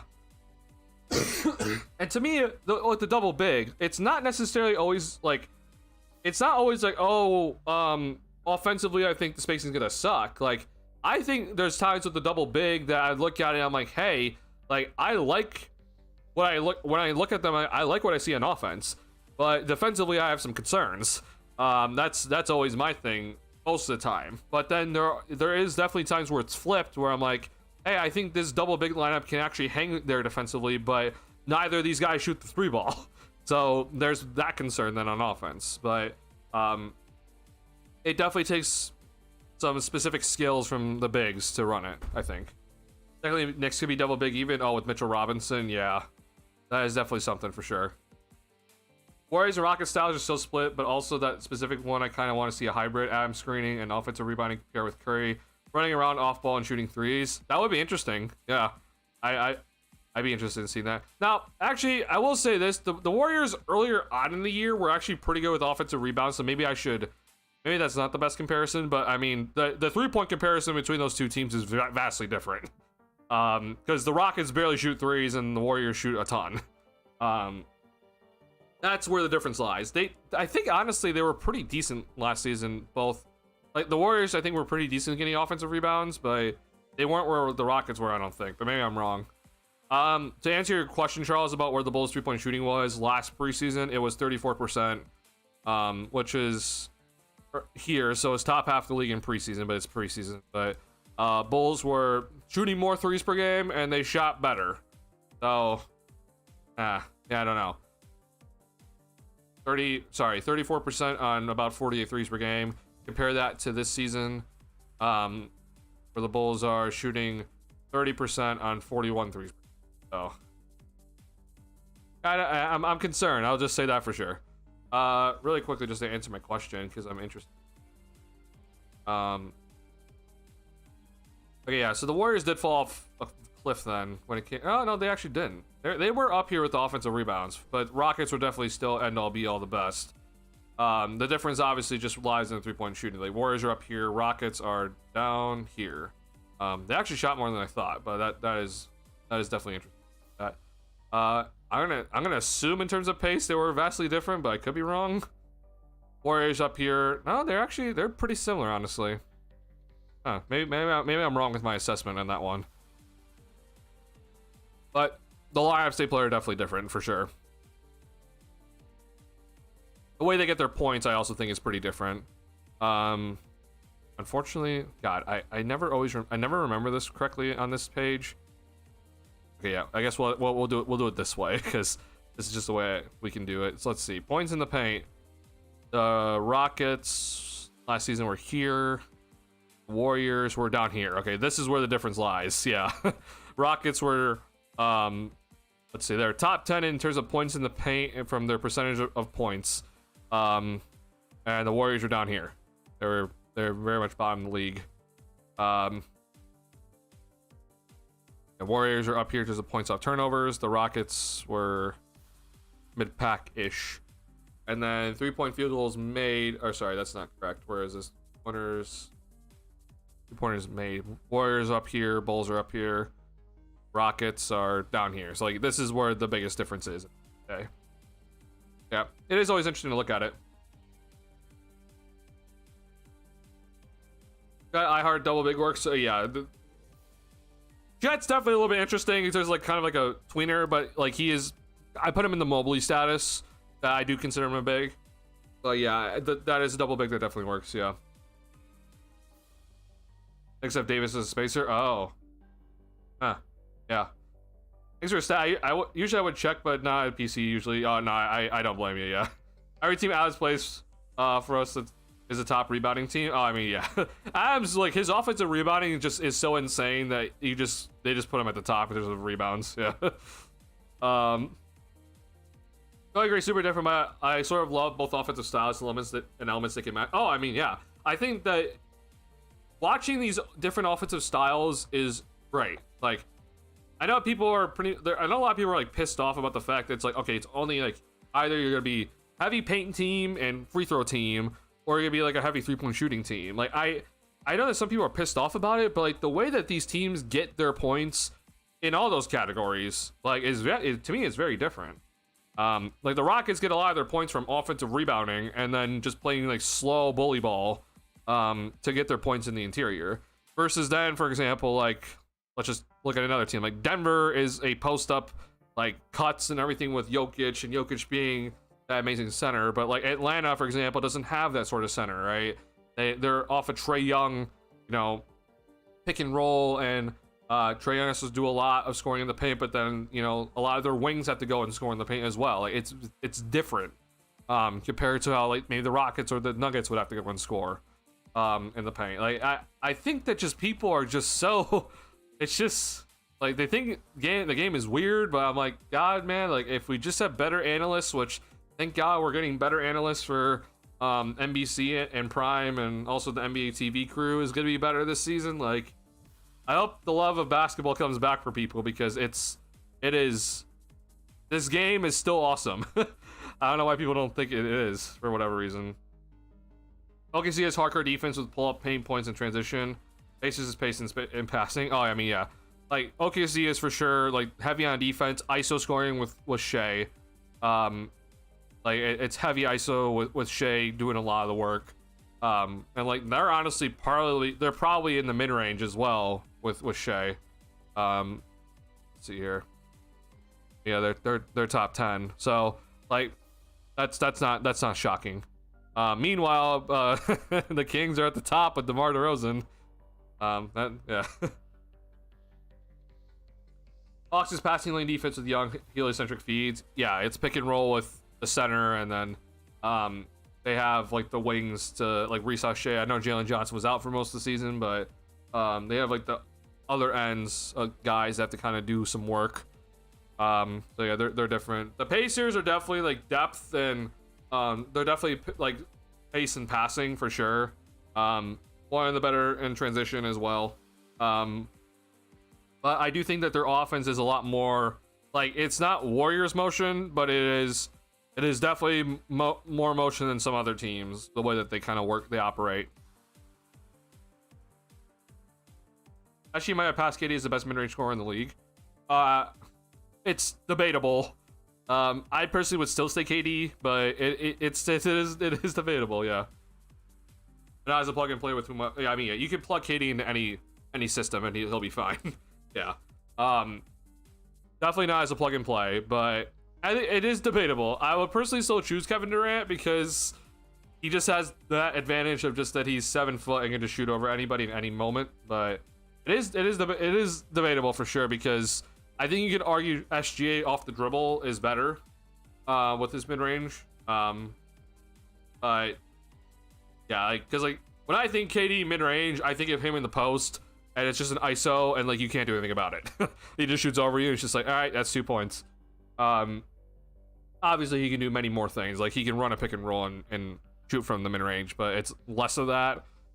Shea in the mid range is for sure like pick and roll or ISO and start top of the key, get to my spot, and then I shoot it. Like yeah, like maybe you want to say like yeah, like off the dribble, maybe Shea does take the crown. Honestly, this is where my ADHD kicks in, because now I'm interested. I want to see the numbers. Hold on. Well, we're gonna quickly do this just because I'm interested in just the numbers.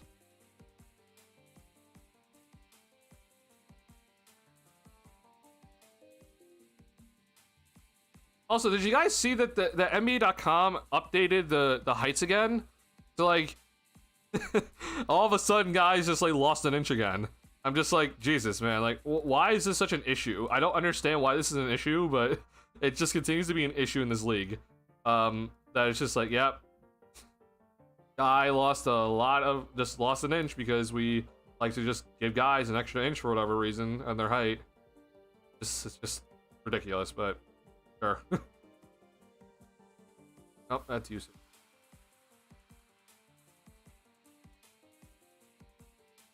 Oh man, okay, yeah. So now it is important to remember that KD missed games, so there's less shots from there. But with that being said, okay, here's at least what NBA.com has for mid-range for these two guys. So again, we'll look at all the stats though. But Kevin Durant, still from what is classified as mid-range from NBA.com, shot 53% on 286 shot attempts. Shai Gilgeous-Alexander shot 50% on 348 shot attempts from there. But to just kind of get like a little bit of a better gauge, if we want to, like 8 for 16 feet, which the reason why this is not like, oh hey, it's all mid-range, because like 8 feet could be in the paint, for example. But yeah, if you want to like go off of that, then like KD still takes the crown there. 16 to 24 feet, KD still takes the crown. Which this is where it gets kind of interesting, because it's like 3-point shooting comes into play, which I don't know. I guess Kevin Durant didn't really shoot many threes from inside 24 feet, but yeah, it's close. Like they're both 50% or better, which is just insane. But yeah, I guess KD still at the end of the day is more efficient, which I mean that's been his calling card for eternity. Like. This guy it just doesn't make any sense with what he does, but he just continues. I mean, bro, we're in our 80s 37. Like, how many times have we thought about a 37-year-old is just still lighting it up as well with an Achilles tear? It's just like, yeah, scoring easily, no problems. Yeah, I'm just like, huh. The mid-range scoring from these guys is definitely different, for sure. That's because everyone's so interested in the Vic thing. Oh, I mean, yeah, it's because like is Wembanyama now like he measures at 7'5", but some people think he's 7'7". But yeah, man, it's just funny. I'm like, bro, it's just, like if you go look at the Charlotte Hornets page, it's just like everyone lost an inch for them or more. I'm like, all right, cool. Yeah, checks out KD slight edge. Yeah, he is that guy at the end of the day. But I mean, yeah, I think there's an argument though for like off the dribble is SGA better. Dear Lord, man. I mean, yeah, I'm just always in awe of just KD. Whenever I just look at KD's like stats, I'm just like in awe of everything. I'm like, yeah, he shot 50% or better from basically 24 feet and in, and then he shot 40% from anywhere else from 25 feet and out. I'm just like that. This is a 37-year-old that shot 50% or better on everything 24 feet and in, and then 73% from less than 5 feet, and then he shot 40% from 25 feet and out. I'm like, what? Like, these numbers are just ridiculous. Yeah. Anyway, let's go back to the Bulls. All right. I do want to show a couple of plays here. We won't be doing too much film breakdown, because I have noticed this with my stream. So like, I personally enjoy film breakdown because I think it really does show like my points. Like when I say that I think the Bulls defense was not good, then I'm going to show you why it wasn't good. However, though, I am very much aware that a lot of people can get bored with it, and I don't blame them. Like it does sometimes feel like a lecture for some people, and I don't blame them. But like, as always though, I always want to show film because like to me there's certain aspects that I think need to be shown to really drive my point home and be like, hey, like this needs to get worked on, or hey, this was a good play by the Bulls. So there'll be certain things that I am going to be showing in this one, some good, some bad, some defense, some offense. So we'll show some good and bad, but I'll keep it brief. Like I'll probably do like 2 plays of bad defense, and then I'll show you like some like good plays on offense, like right after. I do want to show some things that the Bulls need to work on, because I don't know, man. This front office continues just to talk big game when I don't think they should be talking big game about certain things. Like the front office talks big game about their plan, for example, and I can't stand it, and I'm just like, okay, like I don't believe in your plan, but sure.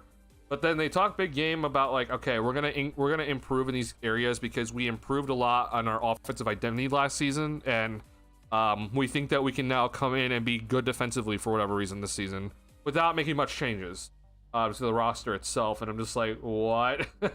I'm lost. Like, where did this come from?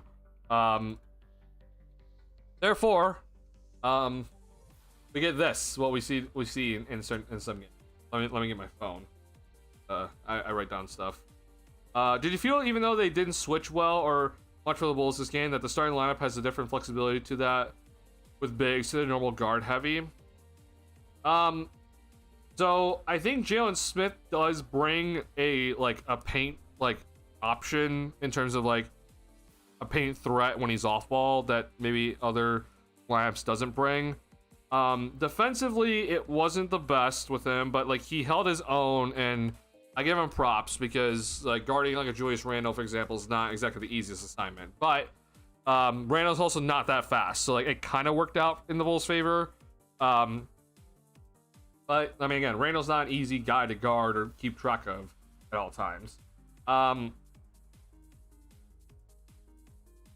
unfortunate part for me that I think it's overall where I look at it is like, I think the offensive rebounding tonight for the Bulls also wasn't that good. And it's like, hey, you have, and I mean giving up offensive rebounds when I say this. Like, Minnesota, if I'm not mistaken, they had a decent chunk of offensive rebounds in this one. Actually, the Bulls did pretty good. What was the numbers? Okay, actually, so I'll say the start of the game then, because heading into halftime, the Timberwolves had, I believe, 8 offensive rebounds. Maybe it was 10. I don't know what it was, but I know for sure they at least had 8. And that was just kind of like, okay, you're running a double big lineup and you're not getting the defensive rebound, bro. That was kind of concerning, but the Bulls did a good job with the rebounds overall. So I don't really know how to feel about the rebounding then. Gobert was killing us in the second quarter. That was pissing me off because Vooch was just. Maybe I'm just gonna blame Vooch. Maybe that's why I'm just gonna chop it off as. It's just like, I'll blame the offensive rebounds we gave up on just Vooch, because he just gave up so many in that second quarter that I was losing my mind, and that was with like Collins out there as well. I was just like, what? Oh yeah, I'll just blame Vooch. Maybe we'll just do that. When in doubt, just blame Vooch when it comes to that sort of thing. Gobert was having a field day with like getting some offensive rebounds. I was just like, God, man. Jalen Smith. So if he's hitting his 3, then like, yeah, spacing wise, the Bulls' offense looks fine. The other thing I will say is like, I do think Smith does bring another like screen presence. So like, you have like 2 screeners out there, I guess. But to me, it wasn't that humongously different. So I'd have to see more personally. You used to forget how good KD is, as he always sort of feel like he is second best at a time at most. Wait, what? People used to forget how good KD is, as he is always sort of feeling like he is second best at a time at most. Oh, wait, is that you saying that KD believes like he's second best of all time?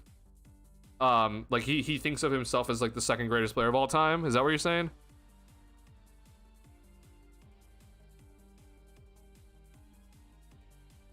I'm a little bit confused with what you said there. Maybe I'm just bad at reading.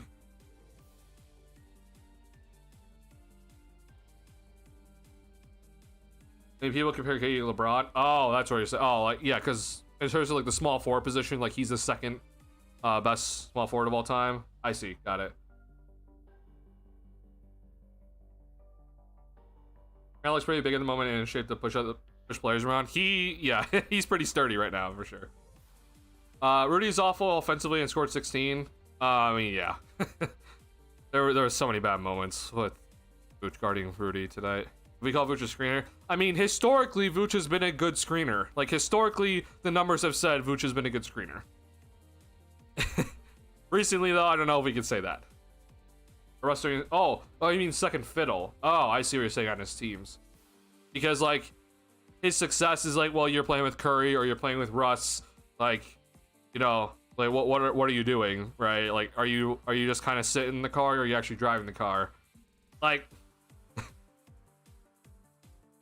I know people are gonna be hella critical of him, of that, and hell, even when he went to the Warriors, I was extremely critical of that decision. I was pissed off as hell when KD went to the Warriors. I was so pissed. I was just like, this is ridiculous, bro. You're just gonna ride these guys' coattails for a championship. However, with that being said, he did go on to win both Finals MVPs, which Curry maybe should have won the second one, but we'll still give it to KD. Like, KD didn't just like ride in the car or ride in the back seat to those championships. Like, he was a driving force to it, alongside Curry. So yeah, I mean, people just, no matter what, they'll never give him his respect. He absolutely deserves his respect. Yeah, I understand it for sure.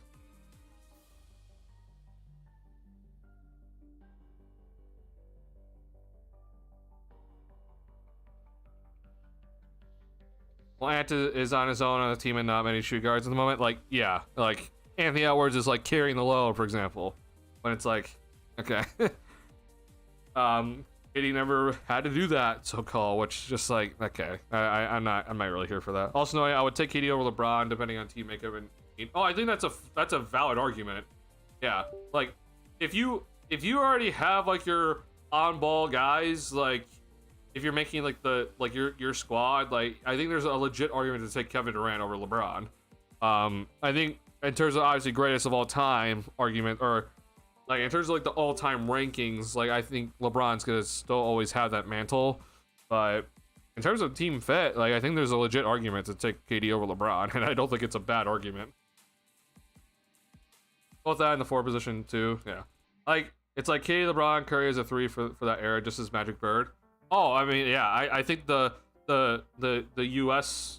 USA team like showed that it's these 3 guys' eras, like in terms of like the 10s decade, like it is 100% those 3 that dominated that era. Yeah, I mean LeBron obviously, and then Curry and KD, like they went on to win 2 together, but Curry won 1 himself, and then I know recently Curry won 1 in 2022, but yeah, it is insane to look at those 3 and just be like, wow, like they dominated the last decade and a half, and they're still going. Like it mind boggles me that Curry and Durant at 37 are just like, yeah, we're good. Like we're just gonna continue. We're gonna continue to be our typical selves where we average like 26 or better on great efficiency. And especially for Curry, like it doesn't make any sense to me with Curry. Like I understand his 3-point shooting is just amazing, but like he's a smaller guy, and like I think that we have seen him slow down. Like I think we've seen him slow down, but it's like it's not slowing down to the point where I thought it would. Where he's like taking a massive dip. Like he's slowed down compared to his prime years, but he's still moving great. Which, I mean, it's props to his ability to stay in shape and everything, but it's also just showing how insane of a peak these guys had, right? Like you're not still this good if you didn't have like the most insane peak ever, right? Because when you decline, like you're still at a really good rate even when you are declining. Because like you're not at your peak anymore. But these guys' peaks are just ridiculous. Like Curry's back-to-back MVPs are just like people still don't appreciate them for what he did. 400 threes in the season. Like I don't know whoever is gonna ever touch that number again or come close to it.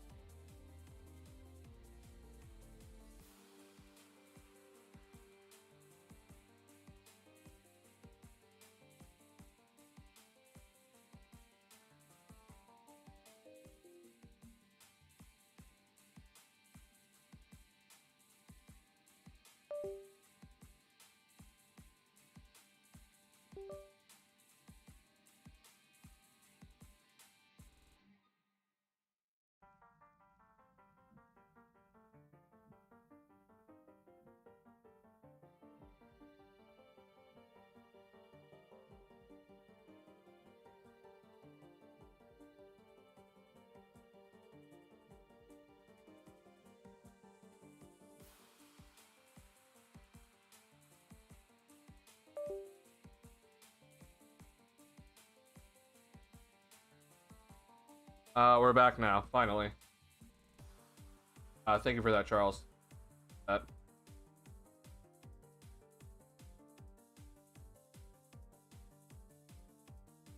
Bro, I don't know why. Alright, this is just annoying me just because like we've like the streams have been perfectly fine. Like I've changed settings, I've changed my setup, and then like this is one of the issues that we were having, and now all of a sudden it just came back and I don't know why. Sorry, hold on. Thank you though, Charles. I appreciate that. God, man, that's so frustrating. Like, hold on. Now I gotta make sure that it's not like peaking, because my last stream, like my mic settings were just like it was at 100 for whatever reason, and like I don't have my mic ever at 100. So sorry for the hide screen. I hate doing this, but like I have to because obviously I don't want to dox myself. Yeah, our mic should be still good. It's still at my proper settings. So, all right, yeah, sorry about that. All right.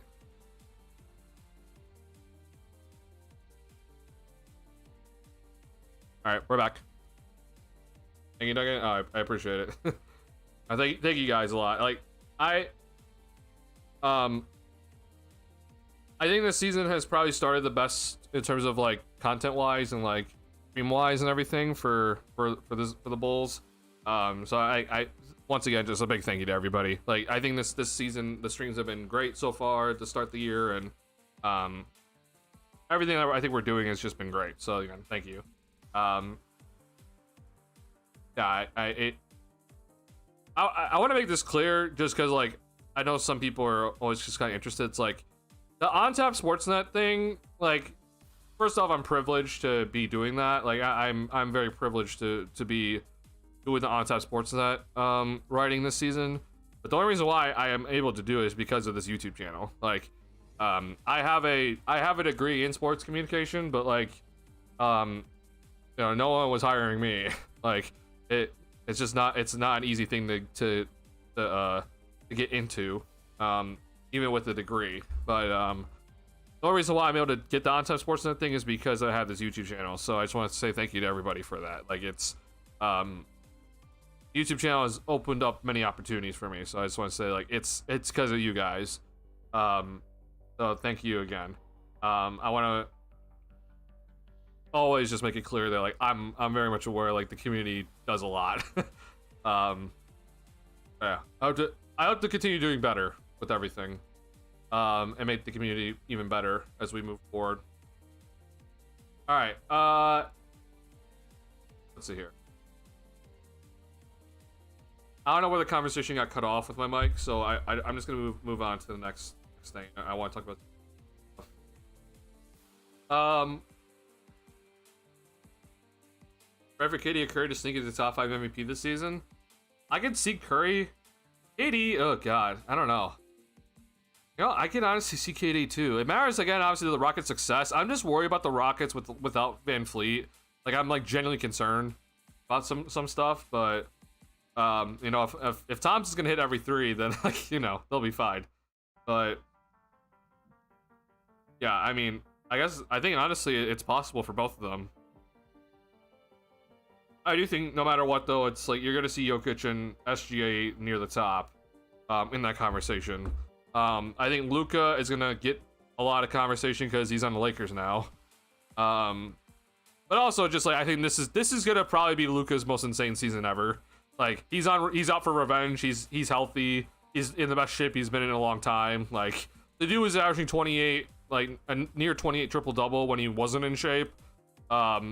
Which I hate the argument that he wasn't in shape or he's fat, because it's just like, no, like, bro, you don't average 28 in like a, you know, not be in like, you know, at least decent shape. But now he's like in ridiculously good shape, and he's on the Lakers now, and LeBron's out for the start of the season. So I'm just like, okay, Luka's gonna go insane. I just don't know about the Lakers' success. That's gonna be the issue for them. Luka might score 50 every night, and they still might lose. But yeah, I guess I can honestly see both Curry and KD being in MVP conversation, assuming that their team success continues, like they're in the Western Conference race for sure.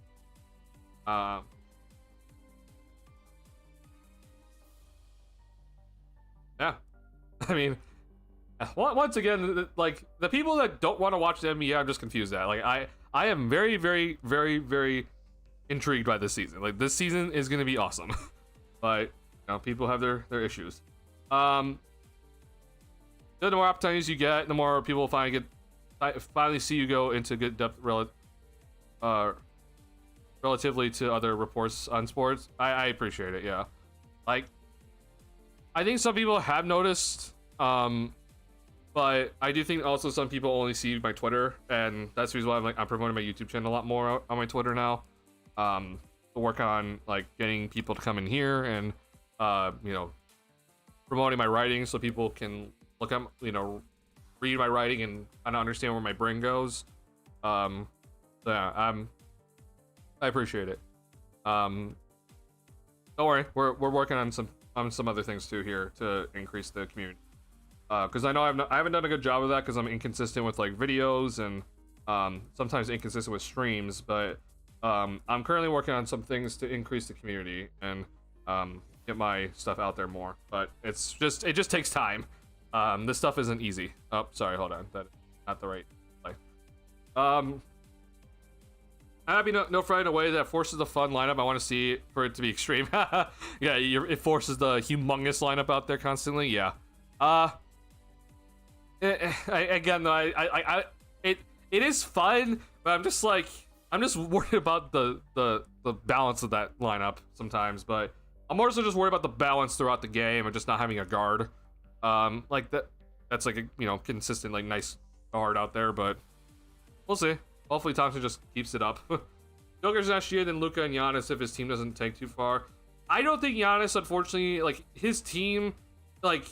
He's gonna put up MVP numbers, but I really worry about his team success. Like, it's not his fault, but like, yeah, unfortunately, I don't think he'll be in the conversation just because his team sucks and he's in the East.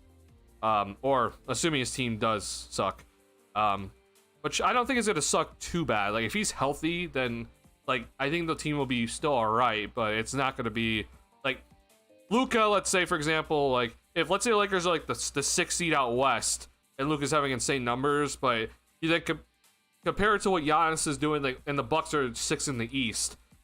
The difference in just how tough the West is, like Luka's gonna get more MVP votes just because it's 6th in the West, which I think is fair. I understand that. I don't actually rate at top 5 at all, but I know people value up there. He's not top 5 player in the league in my opinion. I can see a world where he's maybe in the MVP conversation, but I personally do not think he'll be in there this season. But I can see a world. For sure, it's one of the most exciting seasons due to parity. I think so, yeah. I mean, I think parity's been pretty good around the league for a while now. Once like the super team era kind of died, I think parity's been pretty good.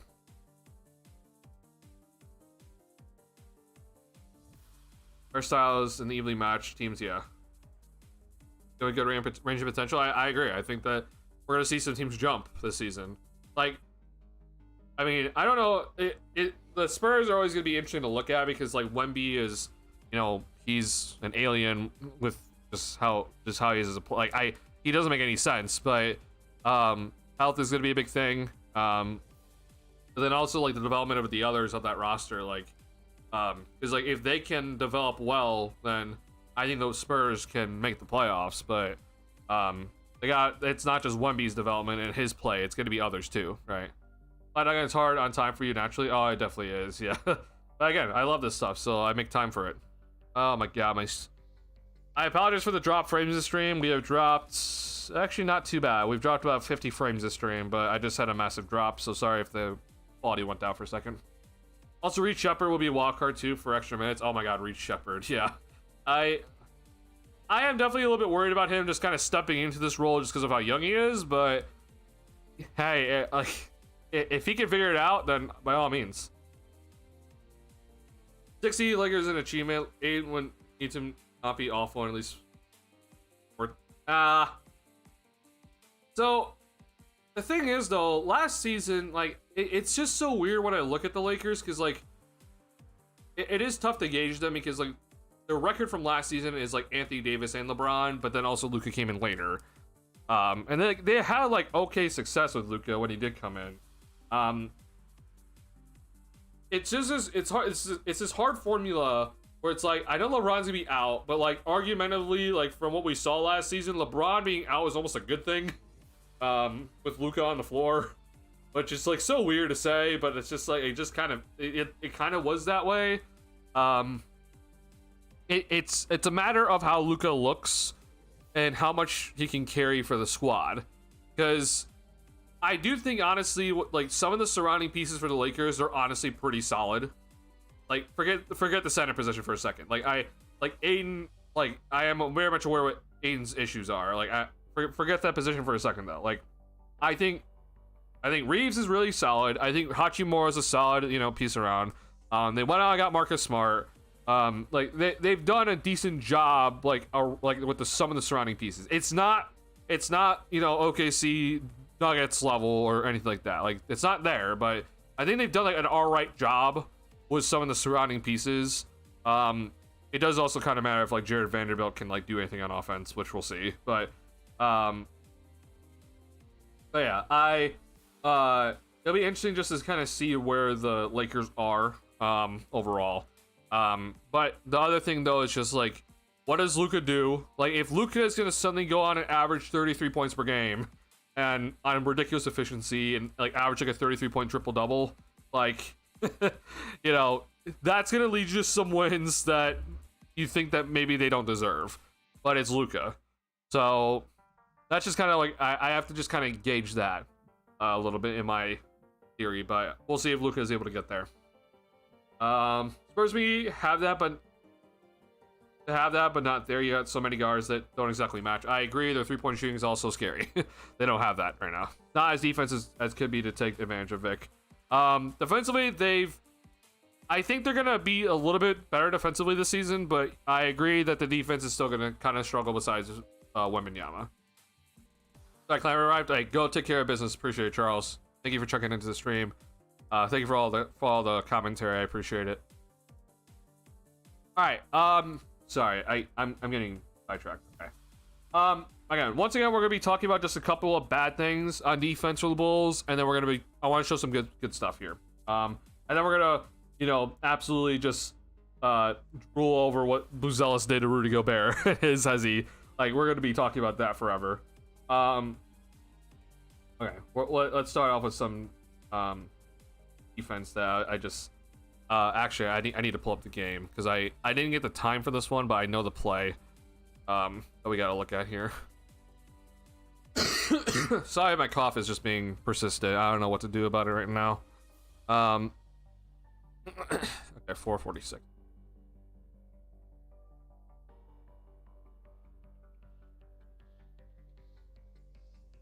So when I talk about defense, Kay, like there's always certain things when it comes to defense that I look at as important, especially for the perimeter guys. And one of the things is always going to be perimeter defense and making sure that you fight through screens, whether it's on ball or off ball. I don't care what sort of screen it is. You just got to fight through screens effectively. And I hate to pick on him because it's early on in his return because like he just got back, but we will be focusing on Kevin Huerter on this possession. Here's Huerter. Okay, he's guarding Dante DiVincenzo, really good 3-point shooter. Okay, so we're gonna play this. Swing back here. So what you're about to see here is that this looks like this is gonna be a pick and roll for Conley, right, with Gobert. What actually does end up happening though is that you're gonna see Gobert come on over, and this is what we call away action. This is single away. Okay, it's called single away because it's a single screen facing away from the ball handler, and you're gonna be seeing DiVincenzo's gonna be coming off the screen here and using the Gobert away screen. Okay, now automatically in this little freeze frame, if you're wondering, look at where Kevin Huerter's looking, and look where Dante DiVincenzo is. I don't want to do this to him, but I have to because it's just, unfortunately, it's one of these plays. But this guy has no idea where this guy is right now. He is not doing what we call ball you man. He is just watching ball. So then this happens, right? And so Huerter is late to react to it, but luckily for us, nothing happened off of that. And so now we're gonna go into what is the away action. Okay, so this is called single away. Okay, you're gonna see Dante DiVincenzo come off the screen. Now, knowing that he's a good 3-point shooter, what should Herder do? What he should not do is what exactly he does here, which is that he decides to try to go under the screen, and this just completely lets an open 3-point look, or lets an open Dante DiVincenzo, or sorry, I worded that so terribly. I'm so sorry. It's late. This let Dante DiVincenzo get wide open because Gobert is a great screen setter. And you went under the screen against a great 3-point shooter. Okay? And so if you go under the screen and try to meet him on this side, then Gobert does exactly what you should do, which is you then just kind of re-screen, which he kind of does it illegally, but you know, it's the NBA. But Herder's in no position to recover. Like, even if Gobert doesn't even screen illegally, like, Herder's not in a position to recover from this.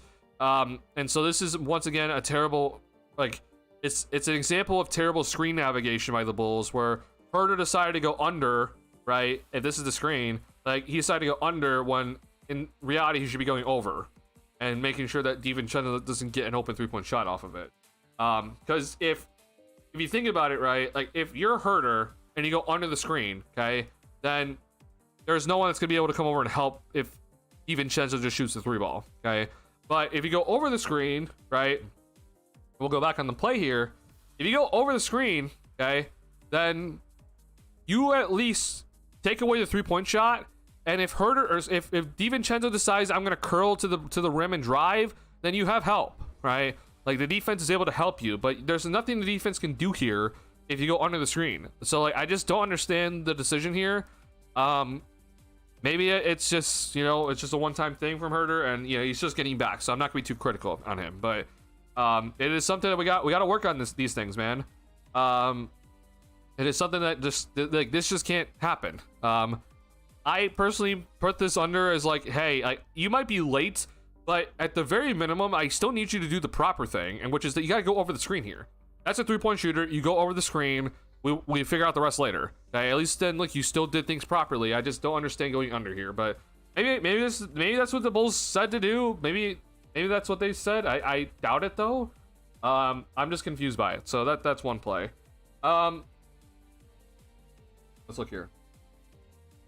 Okay, next play here. Sorry, I gotta do this to try to avoid copyright by the NBA, because I've been hit with that with at least 2 of the streams when I've done film breakdown. So we're avoiding copyright at all costs. All right, watch this play.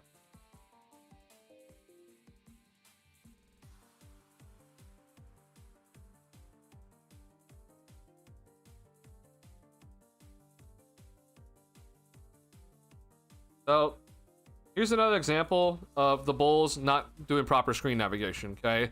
And so this is just one of the things that I am just consistently watching when it comes to the Bulls. I do think screen navigation is probably more important when it comes to the on-ball screens, and making sure that if you're trying to be a point of attack defender and getting screened, that you try to work your way over that screen and stay connected to the ball handler. But it is also important off-ball, so we're gonna watch floppy action here by the Timberwolves. So this is typical Warriors action with what they do. Come over, someone set the screen, this guy goes this way, and then you're gonna see a pin down here from Julius Randle as this guy's coming off this screen. You're then gonna see this guy who's set the screen here, Gobert's gonna come out and set a screen and go this way. So it's like typical your floppy action that you see here. But watch Terry, okay? So this is Anthony Edwards, right? And if you're guarding Anthony Edwards, you can't let him shoot the 3. Like, he's already very hard to guard because he can just drive at will and get to the rim, and he's so explosive. But he also made the most 3s out of any player last season. So, like, sorry, my cough. But again, like, you cannot go under the screen here. And so watch Terry, okay?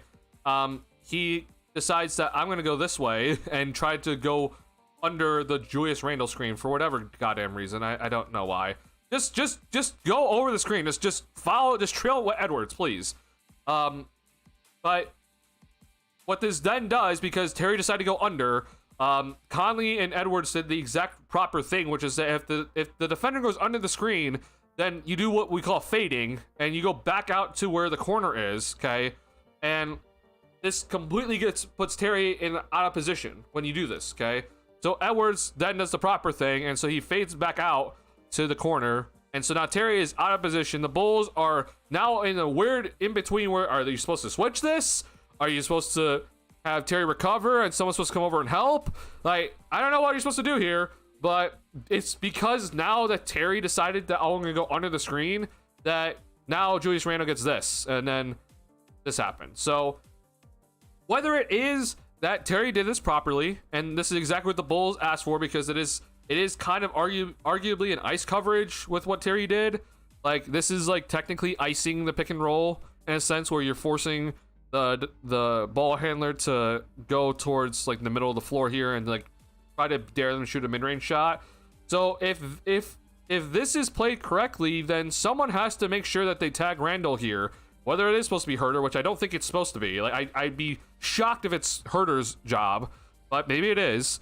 But to me, this is supposed to be Vooch coming on over if he's supposed to be the help. But at least in my opinion, where this went wrong is that Terry decided to go under the screen. Like, he decided to go under the screen here. Hence why then the Bulls are put in this weird scenario. And Jalen Smith's trying to come over and take Edwards, and the Bulls don't switch in time.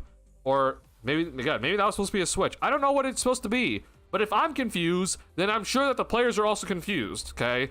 But to me, my read on this play is that Terry did the improper thing and made a mistake where he went under the screen. And that's where the defense falls apart here. So instead of Terry going this way, he should be going this way around the screen over Randall. But again, that's my opinion at the end of the day. I could be right, I could be wrong, but either way though, I think that this is a mistake. But it's just frustrating just to see, because I'm just like, I want this to not be an issue. But here we are. So that's that. Once again though, and just to make this a theme, just because I'm like, guys, like this is we can't be going under screens when we want to, okay? We go under the screen when we think it's a player that is not a threat from 3-point range. But if they are a threat from 3-point range, then we cannot be going under the screen like this, okay? And so this next play, unfortunately, as much as I love Buzelis, and as well as he's played, this is the area that I do think that he still needs some work on. And it's not necessarily about his inability to be good on the perimeter defensively, but it's more so the IQ to make sure that you're doing the right things on the perimeter as a defender.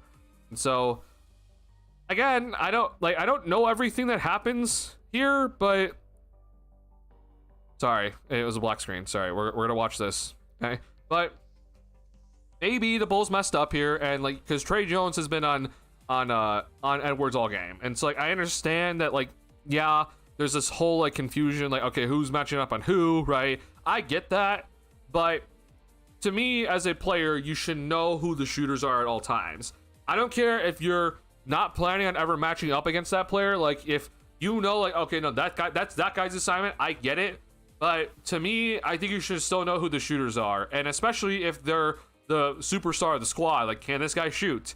And so when I watched this play where Buzelis just had to guard Edwards this possession, Buzelis was already backing up, and then here comes Rudy Gobert sending the screen, and Buzelis decides, I'm going to go under the pick here. This is the guy that made the most amount of threes last season. There's no reason to go under the screen. I'm sorry. I don't get why Buzelis decided to do this. Once again, Gobert is great at setting screens, but you still need to find a way to work your way around this and make sure you go over the screen to prevent Edwards from getting an open 3-point look out of this. Okay, this is way too much space. This just cannot happen. Okay, so the theme of, like, I've had 3 themes, honestly, and when it comes to the Bulls' lack of defense in the past 3 streams. Milwaukee was, they just decide not to guard the 3-point line. There was switching issues, but also just not matching up issues. But in general, it was lack of 3-point defense. In Denver, it was the switching was poor. Like, we saw guys that they thought, oh, I thought we weren't switching this possession, and we saw 2 guys guarding 1 guy that just handed off the ball, and so the ball handler's free with no one guarding him. Or we would see guys with an off-ball screen not switch on time, and so then they're trailing the play the entire possession and ends up with an and 1 layup because of it. This one, I'm gonna go ahead and just talk about screen navigation for everybody. Like, it's, you know, I picked on 3 different players here. I picked on Herter, I picked on Terry, I picked on Buzelis. So I'm not saying that all 3 of them are supposed to be good defenders by any means, but even if you're not a good defender, I still expect you to go and still be doing the proper things defensively. And to make sure that, hey, if you're guarding a shooter, you go over the screen. So I'm going to be paying attention to this. Like, maybe I have a wrong read on the Bulls defense, and this is what the Bulls plan on doing. Then if they are planning on doing this, it's a very Milwaukee Bucks, like, under Budenholzer style, where they just like, yeah, we dare you to shoot the 3 ball. We're going to go under every screen and defend the paint at all costs. I personally hate that idea. I think that is one of the worst decisions you can do. But maybe that is the case. But to me, for what I've seen in these games, that has not been the defense so far. So I think you should be going over these screens, the ones I've shown. You should not be going under. I'm aware Gobert is an insane screen setter, and like he does some things that aren't really legal, where he like kind of hooks you, but like you still got to try your best, and I feel like these guys gave up too easily. So that's that. I wanted to just show that a couple of just bad screen navigations from the Bulls in this game. Hence why I feel like the defense, like, there were definitely good moments, but there were also some pretty bad moments, and we need to work on some things. Trey Jones was really good defensively tonight. I want to give a shout out to him. He guarded Edwards pretty decently, and then we saw him be really good with off-ball defense, where he's coming on over to help on drives, try to disrupt drives, just making sure that he is doing his best to prevent easy passes. And so, I mean, I'll show you a play here just to end off on a good note defensively. I need to know the timestamp, unfortunately, because I didn't write this one down. But Trey Jones, like, he showed a good, like, how to be good on defense and going good screen navigation. It's just frustrating that we just can't see it consistently. Like, that's the part that just I get so frustrated about.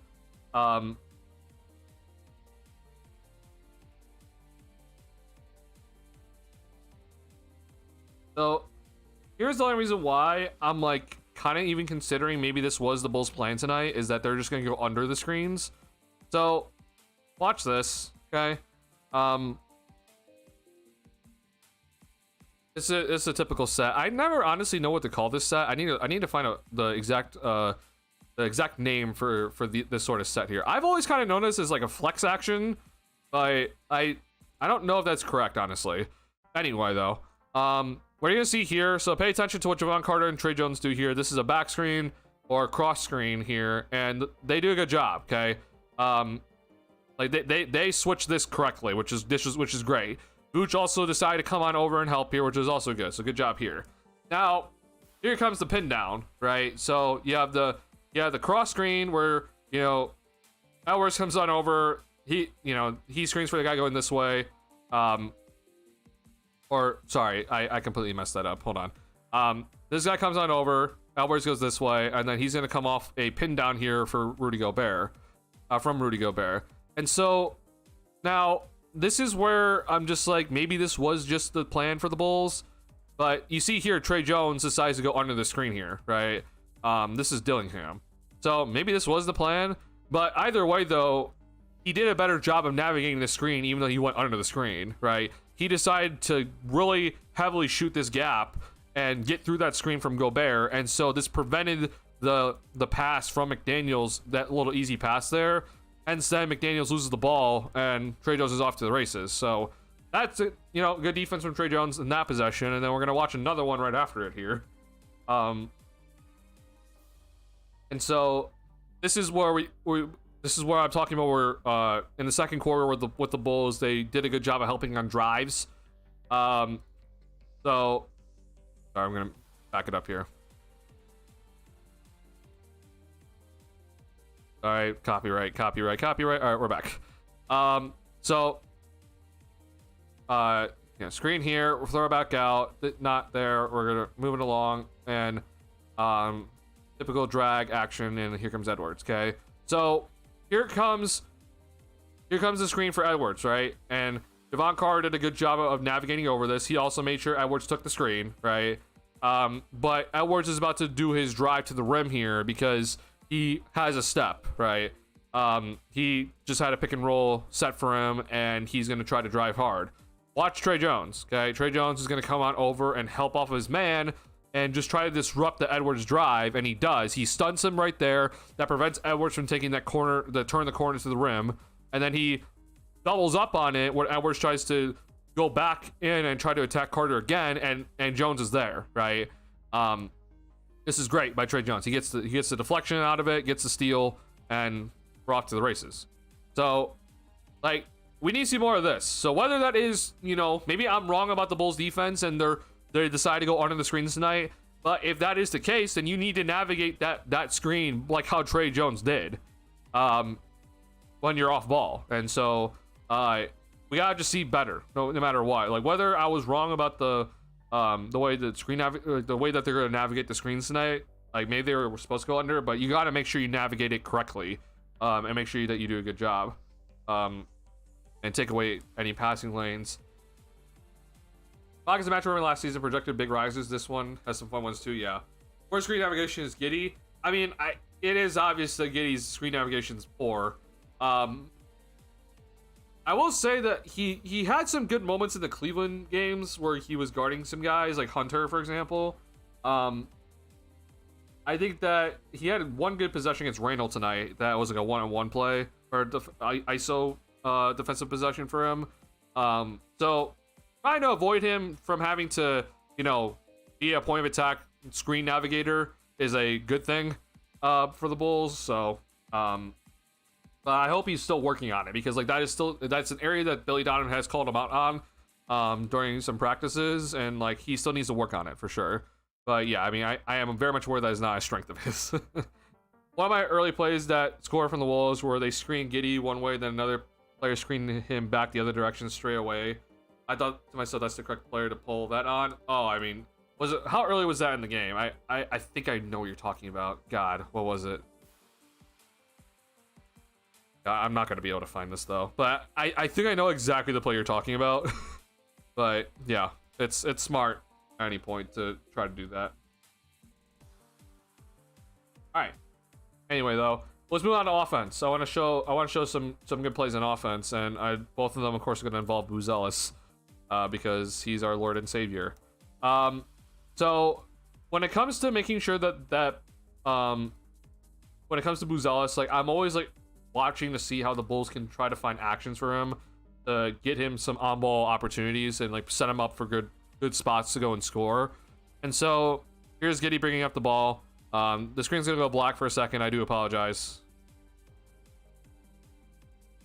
Okay, it went black for way too long. We're gonna roll back. Okay, here we go again. So we're gonna run a play again. All right, copyright. All right, we're back. So let's watch this. So we're gonna watch Buzelis this entire play and watch the path that he takes to get the ball. All right. Bulls have been running 5-out offense, and so the whole point that I like about this sort of action is you're seeing Collins, and we talked about away action earlier, right? With Gobert, with DiVincenzo. This is setting up to look like away action again, right? This is looking like, oh, Collins is gonna come over, set an away screen for a single away screen for Buzelis to maybe either cut off of or come up and get the ball or come up for a 3-point look, right? So it's just like, it's typical sets. Like you're basically like putting up a facade if you're the Bulls offense to be like, oh, hey, we're running our typical action, right? But then watch Buzelis. He decides to not take the screen, and he does a typical chin cut that we like to call it. Now we're gonna give it to Collins here at the top of the key, and you're gonna see all this action going on between Giddey and Buzelis, just them moving off ball, okay? And so what in this one spot right now, if you're the defense, you're worried about the Giddey handoff, right? Like Giddey could come to the ball, Collins could come up here and give him the ball, pick and roll handoff, right? If you're the defense, you're worried about at any moment that maybe Buzelis tries to post up in this sort of spot, which would be pretty rare at this moment, but it could happen. You're worried that Collins could just like turn the corner, right? But also at any given moment, this guy right here in Buzelis, you do not know what he's going to do. He could just sit in the paint. He could decide that I'm gonna come over and set a screen for Carter, and Carter's gonna come up off the zoom action, okay? There's all this that can happen all at once, right? And that's why we run this 5-out offense, because it puts the defense in a weird spot at all times. And so instead, this time, you're gonna see here that Giddey doesn't go for the ball, right? Instead, he's gonna come on over and set a little pin down action, or Buzelis come on off of, right? And now, instead of, like, there's many things that the Bulls could be doing, but this is clearly an action to off the chin cut for Buzelis to come up and get the ball off a handoff from Collins, okay? And you see here, right? All this action does is, hey, this could have been it, right? There's just all these different actions that put the defense in a weird spot. And so Randall had to go and take Buzelis, but you see here, hey, like, Collins is open. And even if, let's say, Buzelis doesn't find Collins, look what it's done now for Asenge, right? The defense, just from all this action with the pin down from Giddey to Buzelis off the chin cut, you have this defense now in disarray, because now Randall's guarding Buzelis when he's the center for the defense right now. So he should be on Collins, but Miller is not in line. Like, he's trying to recover. You will put the defense on their back heels on this one play, okay? And so, unfortunately, we didn't get anything out of it because Buzelis lost the handle. But I'm just showing you, like, this is good. Like, I like this sort of play to try to get Buzelis the ball, and try to, like, put him into scoring opportunity. Because if the defense doesn't react that way, then that's a scoring opportunity for Buzelis. But because they reacted that way, ideally you see the pass to Collins or the cross-court pass to Asenge here. Or honestly, what like does happen, I think, here is, like, the ISO here against Randall is also not a terrible spot. It's honestly not that bad. It ends up being a broken possession though, unfortunately, as we try to get a possession to Carter. But if Buzelis keeps the hand on that, I think, and he recognizes things quicker, like, it's a really good play for the Bulls. So this is a play where nothing came out of it, but, like, I was happy with what I saw. And hence why I wrote it down. Like, I like, there's things that I'm always just like, yeah, this is good. I like seeing that, even if it didn't end up turning into anything for the Bulls. All right, next play though, that does end up resulting into something good, actually. So we're gonna watch this.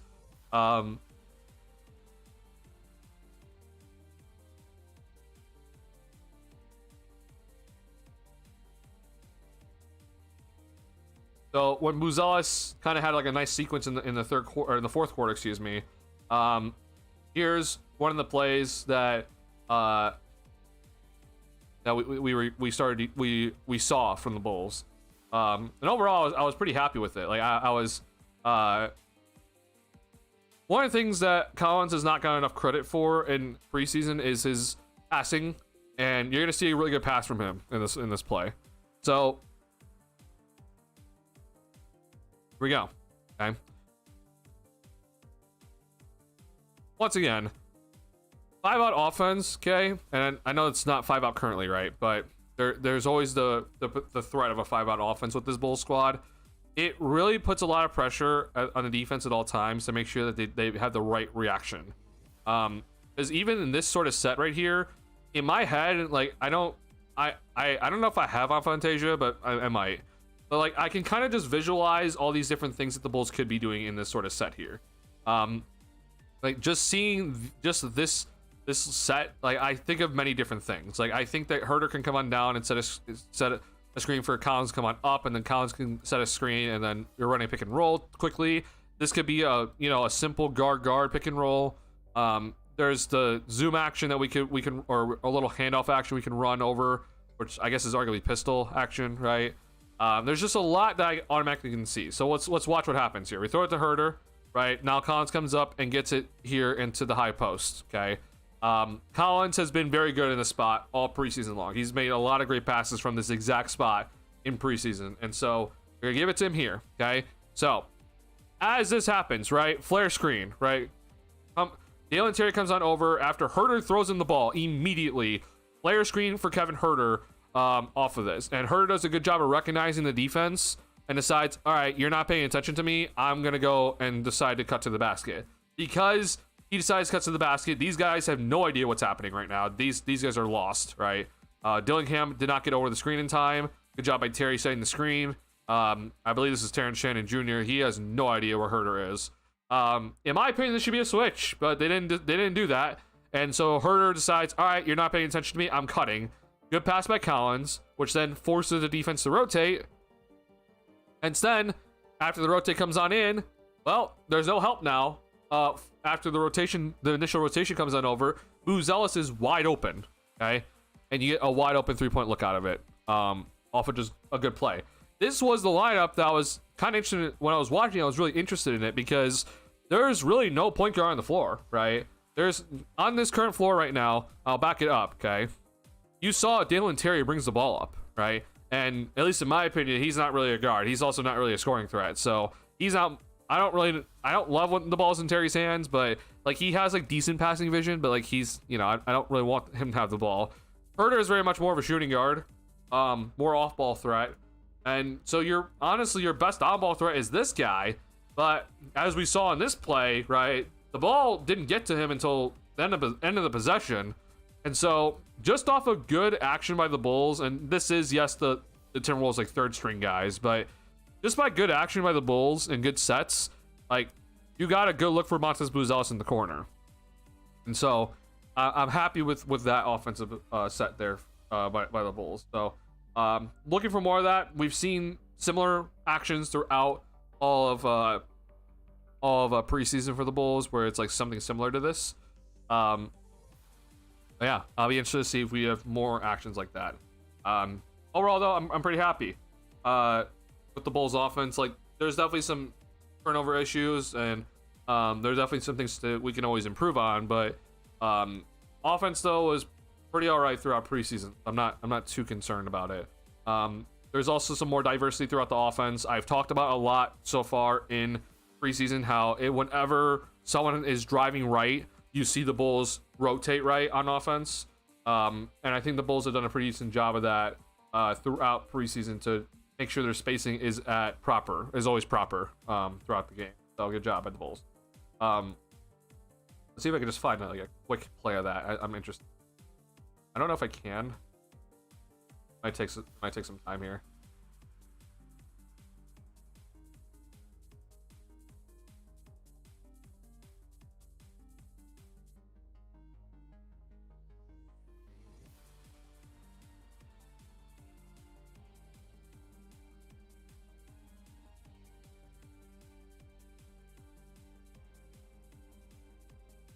It's so tough because it's like it has to be like a half court set too, like a fast break set. Like if it's fast break, you're not gonna really see it by the Bulls. So it has to be half court. So let me see if we can find it. That's just bad defense. What did I just watch?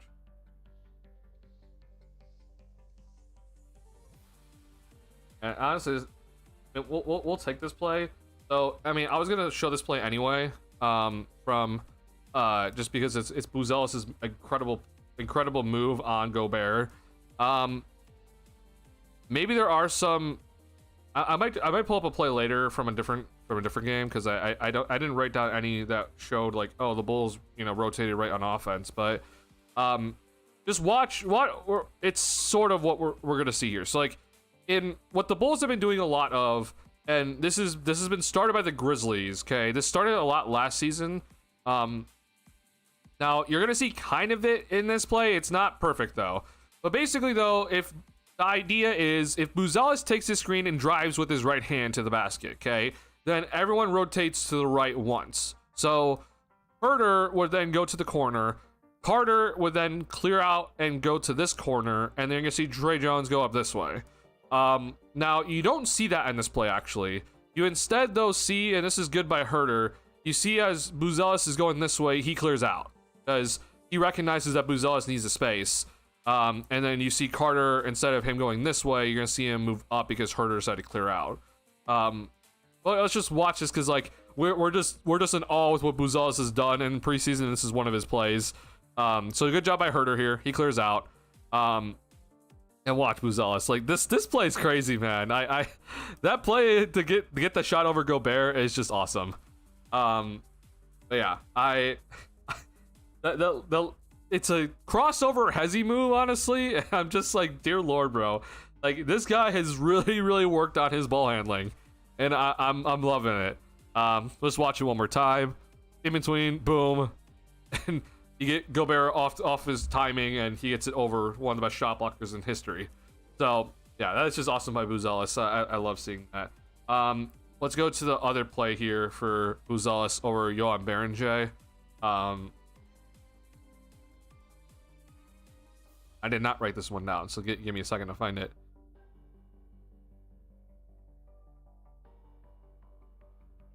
No.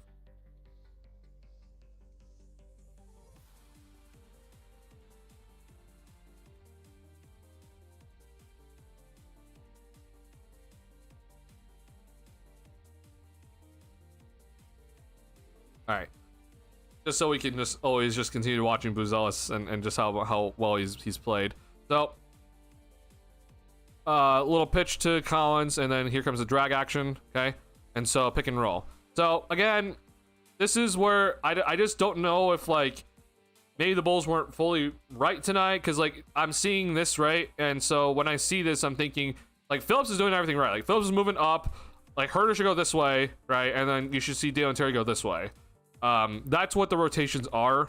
And you kind of see Terry was kind of doing that, and you're seeing why you do it, or like in this exact play. And so I'm gonna even show you. I'm gonna bring up a play from a previous stream, in a previous game, because like the reason why you do what I'm talking about is because of what just happened here, right? Because let's watch this again. If for example Herter moved, right? Sorry, if Terry moved where he should have gone and the spacing was proper, okay, then Dillingham can't be here, right? Dillingham can't come over and help, because if Terry's moving this way and there's no one else here in the corner and Herter cleared out and Phillips decided to move up, okay, then the spacing's proper, and so Dillingham can't be here to help because he's worried about Terry in the corner, okay? But because this does not happen, Buzelis gets stopped initially. So this is what we're trying to prevent. Now, props to Buzelis, because he's just insane.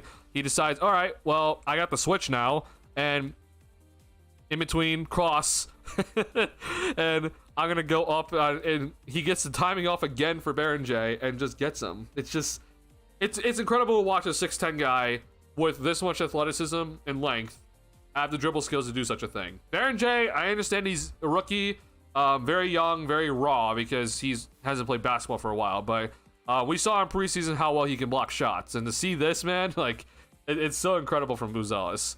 I'm gonna close this out because let me see if I can find the play that I'm talking about against Milwaukee, where it's a proper example of how you should be spacing if you're the Bulls.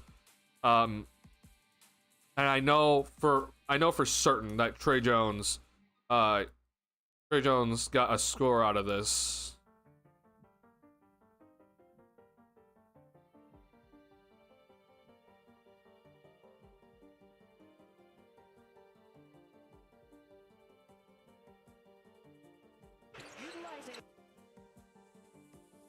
Okay, so let's watch this play.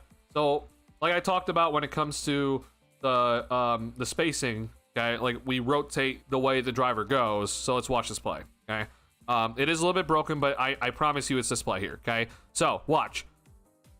This is gonna be a pick and roll between Trey Jones and Vucevic. You're gonna see Trey Jones take it, and he's gonna take the corner and try to drive hard to the basket. Okay, as this is happening, pay attention to Buzelis, pay attention to everyone else on the court. Okay, you're gonna see as Trey Jones drives this way, everyone moves over one to the right. Okay, so the guy in the corner goes to the other corner, P. Will moves up, Buzelis goes to the corner. Okay, and watch how much easier this was for Trey Jones to get to the bucket off this action. Okay, watch. See, Io, you even saw Buzelis say to Io, like, move, go. Right, here comes the pick and roll. Trey Jones drives, Io moves, he's already moving. Right, P. Will is already moving from here, and Buzelis is slowly going to the corner. This is the rotations that we're talking about. And so Trey Jones, because of all this movement, Gary Trent can't come over and help because he has to worry about Buzelis over here now. Instead, instead of being able to stay here and maybe stop the drive because Buzelis is here, right? Buzelis is now over here, so Trent had to move along with Buzelis. Io then clears out his man, and Io's like acting as like a threat under the hoop, right? But then you see Patrick Williams did everything right and moved this way. So this is when I talk about rotations in the offense, right? And we rotate the way of the driver. I'm talking about this. And it's something that I've been taking notice that the Bulls have been doing a lot more. They didn't really do it that much this game, so I don't really know what the plan was. But I want to see this more, like, because this was an effective offense for the Grizzlies last season. It doesn't need to happen every play, obviously, but it is something to help the drivers get better angles to the rim without much defense to work through. So that's that. All right, hope you guys enjoyed that film breakdown. Let me know what you guys thought about it, though. I know some people are watching the VOD and everything, but just stuff that I always take notice when it comes to these sort of things.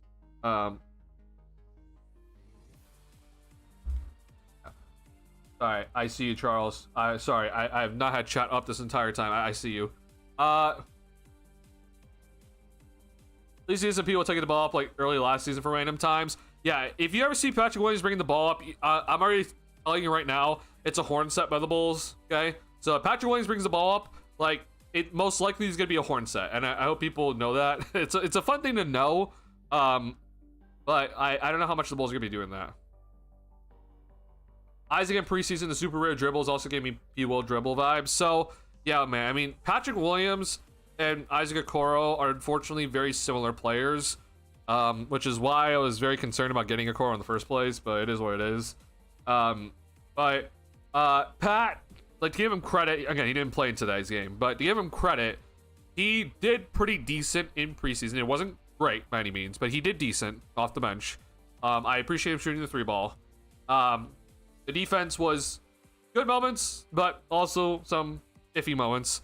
The turnovers were a bit of an issue for him. He continues to not have good dribble moves, and he dribbles off his foot, or just tries to make a dribble move that he's not ready for.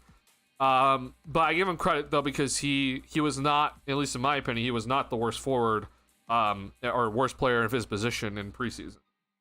That, unfortunately, before Phillips obviously came back today, and maybe it's arguably between this guy and Terry, but Okoro is unfortunately somebody that I am very concerned about heading into the season.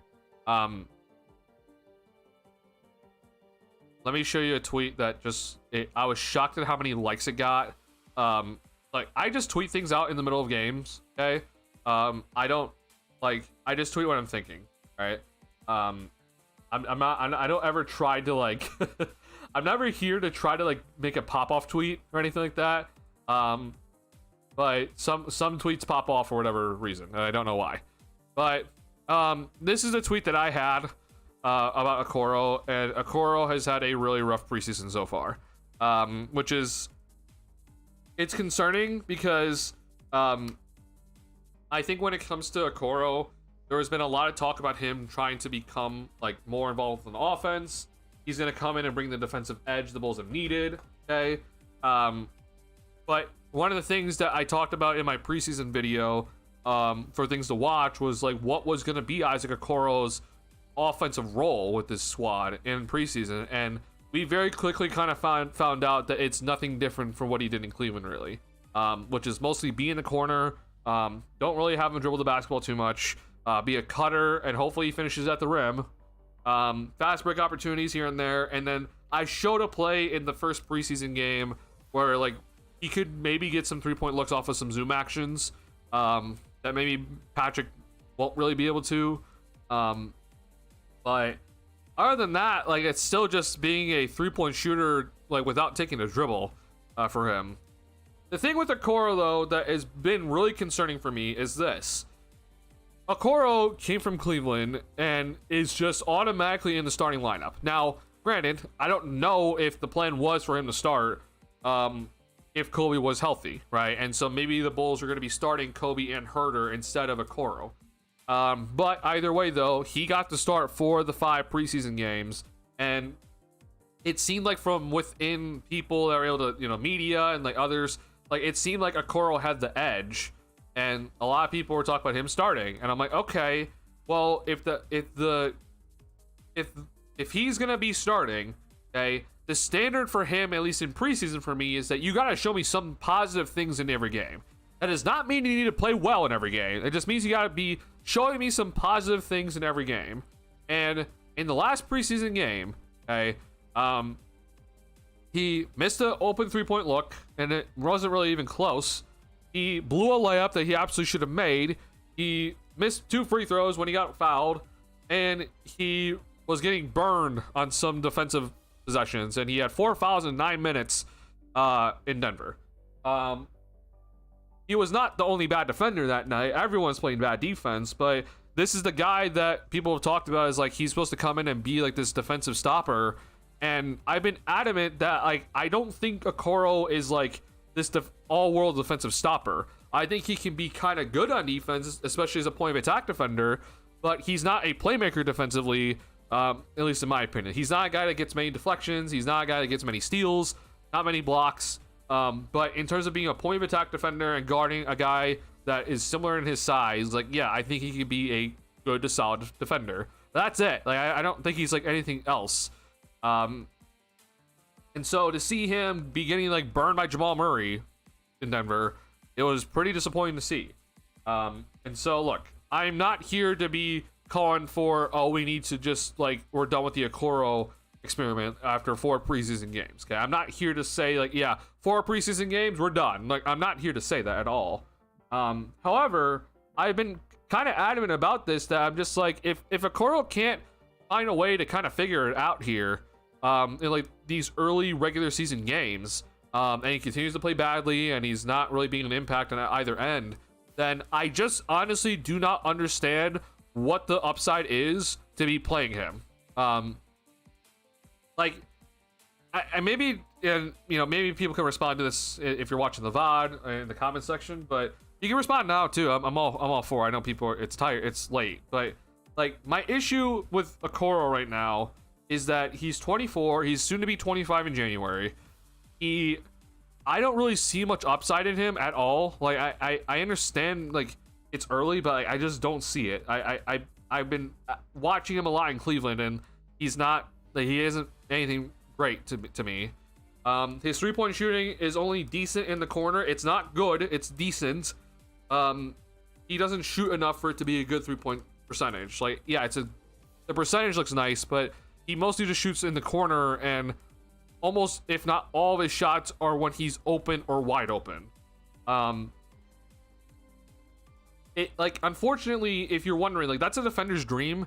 Like, if you're guarding a guy that can only basically shoot from the corners and that's it, like, we don't really care what the percentage is. It's just kind of like, all right, that's cool. Like, we'll guard him. That's fine. We're totally fine guarding him. Like, that's not an issue. And so Okoro has to find ways to be more effective than just be a corner 3-point shooter or just cutter. To me, but I don't know if he'll ever find that.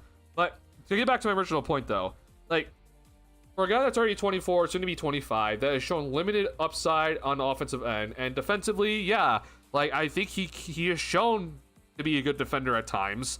It's just not like this, you know, some people think he's gonna be like all defensive for whatever reason. I'm like, no, he's not. But if he can't figure it out early, okay, like if let's say we're starting him and like he continues to have struggles, then I'm just like, I don't know why we should play him.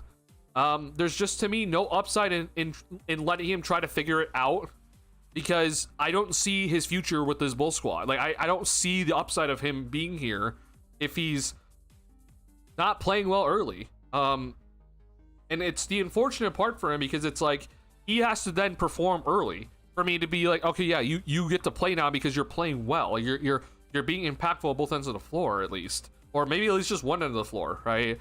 But if you're not, then I'm just like, I don't really see a reason why we should be waiting around for you to figure it out. Because I have a Senge here, and yeah, he has his issues. He's an 18-year-old rookie, but I have much more faith in him being part of this Bulls team's future than you are. And this team, at least for me, is not really going to be about winning too much. So why should I be playing a guy that is much more suited to try to be a supporting cast for a, you know, winning squad? But unfortunately, when he was on a winning squad, he was relegated to the bench and sometimes not even playing in games because he was not good enough. And this is a team that has needed a small forward for a while, until they got Max Strus and they got Hunter. Like, the Cavs had to go out and get guys when he was still there. So I'm just concerned because it's like this preseason for Okoro has gone much worse than I thought it was going to go. And now I'm just like, all right, well, if you're going to be this bad, then I'm like, I don't know why I should be playing you. There's just too many other guys on this roster fighting for playing time, but there's also much more younger guys that are fighting for playing time that I think have more of a future for this team and are much more valuable to the squad. And so like there are people already that are like, yeah, I'm out on Okoro, and it's like we're not even through preseason yet. I'm not there yet, but I'm already like, my leash with him to me should be like, if I was Billy Donovan, like my leash with him is very short, because I just like, if you're not going to be giving me impact early or consistently giving me impact early, then I'm playing someone else. Because Okoro is supposed to be a win now, like impactful player. That should be, healthy every game. With that being said, it is important to keep in mind, and this is more so myself talking to myself here. Like, AC Johnson did report with others that Okoro missed tonight's game due to some knee soreness. We will be seeing about how severe it is. I want to make this clear. I do not ever want to see a player for this Bulls team ever fail. Okay, like this is not me saying, oh, I want Okoro to come in and fail in the regular season. I will never ever say that. However, I am just aware that like we need to make decisions quickly with this squad, and we might have to make a hard decision quickly, because it's like, bro, like we have guys in this roster. There's suddenly depth at that forward position, but it's a lot of young guys, right? That have some potential, and it's like I need to make sure that I get these guys some playing time. And if you're not really giving me anything, then it like boom, like that's a quick decision for me. So once again, I do not want him to fail. I want him to succeed. He's gonna have to show me more. This is not enough so far throughout what we've seen in the 4 preseason games he played in. But I hope he's ready for regular season, because if he's ready, then I'm assuming he will be matched up against Cade Cunningham opening night. Because I don't really like assuming Kobe's gonna be in the lineup, because it seems like he's going to be. At least that's what Casey Johnson said. Then I expect him to be in the lineup, and guarding Cade Cunningham to start the season. So big test right out the gate. And so you have a chance to provide some serious impact early on, in the Bulls season. So I'm just concerned. That's all I'm just gonna say. But once again, like I said, like if he's not giving you consistently good impact early on, then I'm just like, I don't really see a reason to play him. And I also then tweeted this out for Vooch, but that's not gonna happen with Vooch. Like he has the benefit of having good seasons under his belt that you can look at for as a track record to be like, okay, yeah, like if he's having struggles, then like, okay, sure, like we'll give him some time to figure it out. But again, if it was up to me, then I would be starting Collins, but I don't get to make that decision. The other thing that I'm just gonna say is this: if the argument is that Okoro is struggling because of team chemistry, like he doesn't have the chemistry with the team yet. Like it's been 4 preseason games, Duncan. Like yes, I'm aware it's been 4 preseason games. Okay, the thing is though, is that to me, the things that he should be good at, which is defense and like on-ball defense, right, and off-ball defense, and hitting your 3-point shot in the corner and making layups. To me, it doesn't really need much team chemistry. Like these are things that he's supposed to be impactful with, and I'm like, I don't think you need team chemistry to be making your layups. You've been playing defense your entire life. Like I don't think you need team chemistry to be playing good on-ball defense. Off-ball, maybe a different story. I'll give you that. But on-ball, like I don't think that team chemistry is the reason why you picked up 4 fouls in 9 minutes. But if team chemistry is such an issue, okay, if that is such an issue, then why is he starting? then let him come off the bench. Like, that's the thing. I'm just like, if team chemistry is actually an issue for Okoro, then I'm like, all right, then let him come off the bench. Let him get some time with the squad then, and let him work through some issues with the second unit. He doesn't need to start. And that's not me clamoring for Ayo Dosunmu to start. I'm just saying that just like don't have Okoro start, because what he's done in the 3 preseason games where he struggled has been very little. Like if it was up to me, then I'm just like, okay, like assuming Kobe's healthy, then I'm starting Trey Jones or Kevin Huerter instead. If it was up to me, I would be starting Ayo, but I think Ayo's gonna be coming off the bench a lot this year. So, which that does not mean Ayo's not gonna get a lot of minutes. Like I think Ayo's gonna get a lot of minutes, but he's just gonna be coming off the bench. But if Okoro needs to come off the bench because of team chemistry issues, then like he just he's not used to the team. Then like okay, then start Trey Jones or start Kevin Huerter, or hell start Dalen Terry for God's sake. Like I'm okay with that if that ends up being the result that needs to happen. I'm just confused then why he's starting so early then. Like that's the part that just pisses me off. Is like, okay, if he's not used to the team, then why did he start? Like, why are we giving him starter minutes right off the bat? Why is he in the starting unit right off the bat? He didn't deserve it. Like, he didn't earn it in Cleveland, and he just comes on in and it's just like, yeah, I'm starting immediately. I'm just like, why? Like, if he's having issues with the team, like with just chemistry or just not being used to the team, then like, why is he starting? I just don't get it.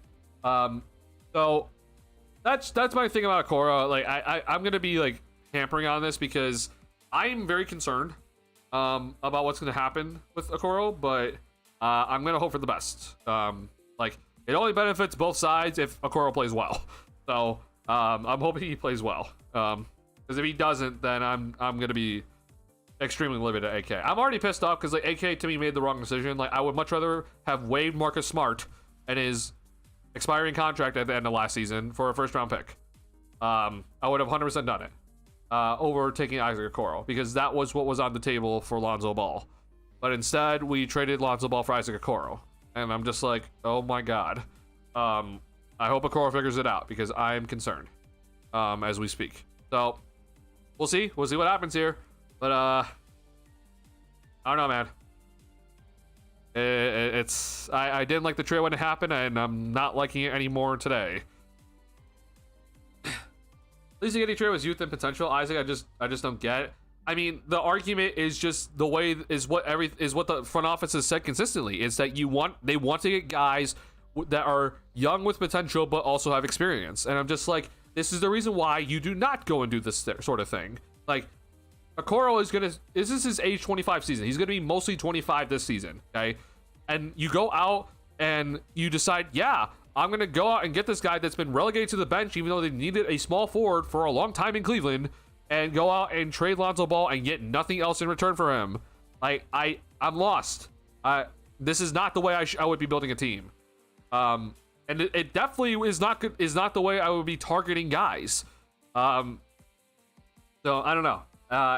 Once again, it's 4 preseason games. I'm gonna give much more than just 4 preseason games for Okoro to prove to me that like, hey, like he's all right. Maybe the knee was actually like an issue for him, right? Maybe the knee was bothering him, and he just, it's now gotten to the point where it's a big enough issue where he had to sit out, and maybe he'll get right after these 5 days off here. But oh boy, I'm definitely concerned. There's definitely some concern right now from me. Yeah. Like you have to understand, like I'm usually like, again, I'm not here to be like, oh, we need to see great results in preseason, but I just expect to see some sort of positive impact from you. And like I'm just baffled with how little Okoro has done the last 3 games. Like the first game was good. But then after that, I'm just like, I don't know what to say about you. So, like, blowing layups at age 24, soon to be 25, just cannot happen from the size that he is. It just can't. We have already too many guys on this roster that blow layups, and I don't need another guy. So, let's make sure we don't have that. Yeah. I'll move on, though. Ricky Rubio has uses. I mean, yeah, but I'm just like, I'm really not trying to compare Giddey to Okoro because like I'm very much aware they're two different players. But Okoro can definitely have uses, like being a good defender, a three-point shooter, a cutter to the basket, good transition player, finishing at the rim. Like those are all very important uses. These are things that I think Okoro can do. I just haven't seen it so far, and that's why I'm very concerned. I was expanding that suits. I mean, that's fine. I think he'll be also closing some games, which is also fine. Marcus Smart is so much better than Isaac. Well, the trade was with the Grizzlies, right? And so Marcus Smart was like his contract was done after this season, okay, or after last season, excuse me. Of course, it's not going to show it. But anyway, you see, though, that he signed as a free agent with LA, and it's not because he got waived or anything. It's just that his contract expired. So, like, the Bulls could have either just waived him and, like, the money would have came off the books for this offseason, this past one we just had. Or they could have just kept him, and that's also fine. And they could have just kept him for the rest of last season, and then he's done and gone, you know, for this season. Like, we don't have to worry about him at all. But we would have gotten a first-round pick out of it. So, I don't know. It's just odd.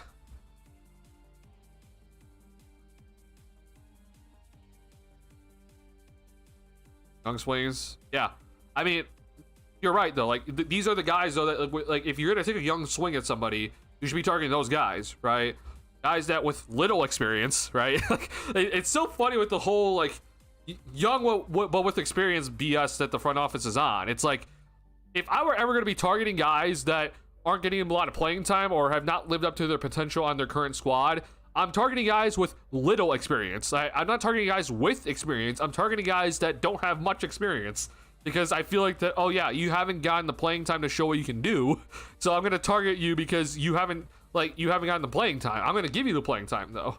And so it's so frustrating, because I'm just like, the way the front office operates is just so backwards to me. DHGO made a good point, though, today, that like, the one thing that I guess that I have been wrong with my criticism with the front office is that I've been saying that they don't have a plan too much, and to my knowledge, at least sometimes, I feel like they still do not have a plan with the way that they say they answer some questions. But the plan has been very clear cut, which has been, we are targeting young players with experience, and trying to build through our own draft picks while we try to win. Okay? Or I should say, try to stay competitive. Now, if you were asking me about how to ever do a rebuild, I do not care about the experience part whatsoever. That does not matter to me. I would be wanting more than just my own draft picks to draft guys. I would want a lot more draft picks than just our own. And I would also not really be worrying about trying to stay competitive. I would be looking to just develop guys and not really worry about staying competitive.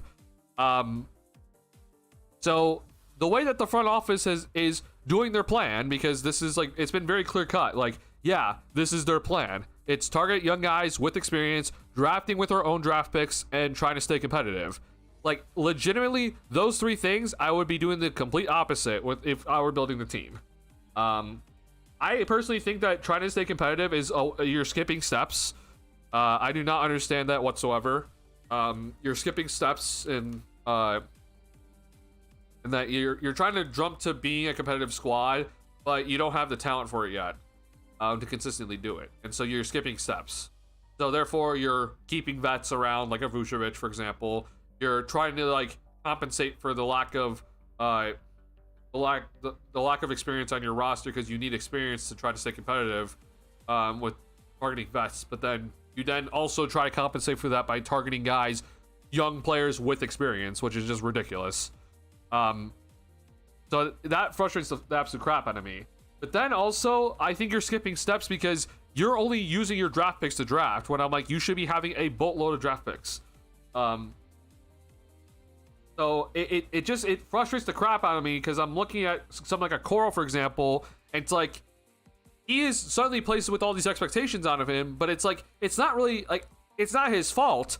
It's just that the front office talks a big game about targeting guys that they think can be successful with their squad that have experience, but they're still young, so they have potential. But it's like, I like they're not going to become anything here.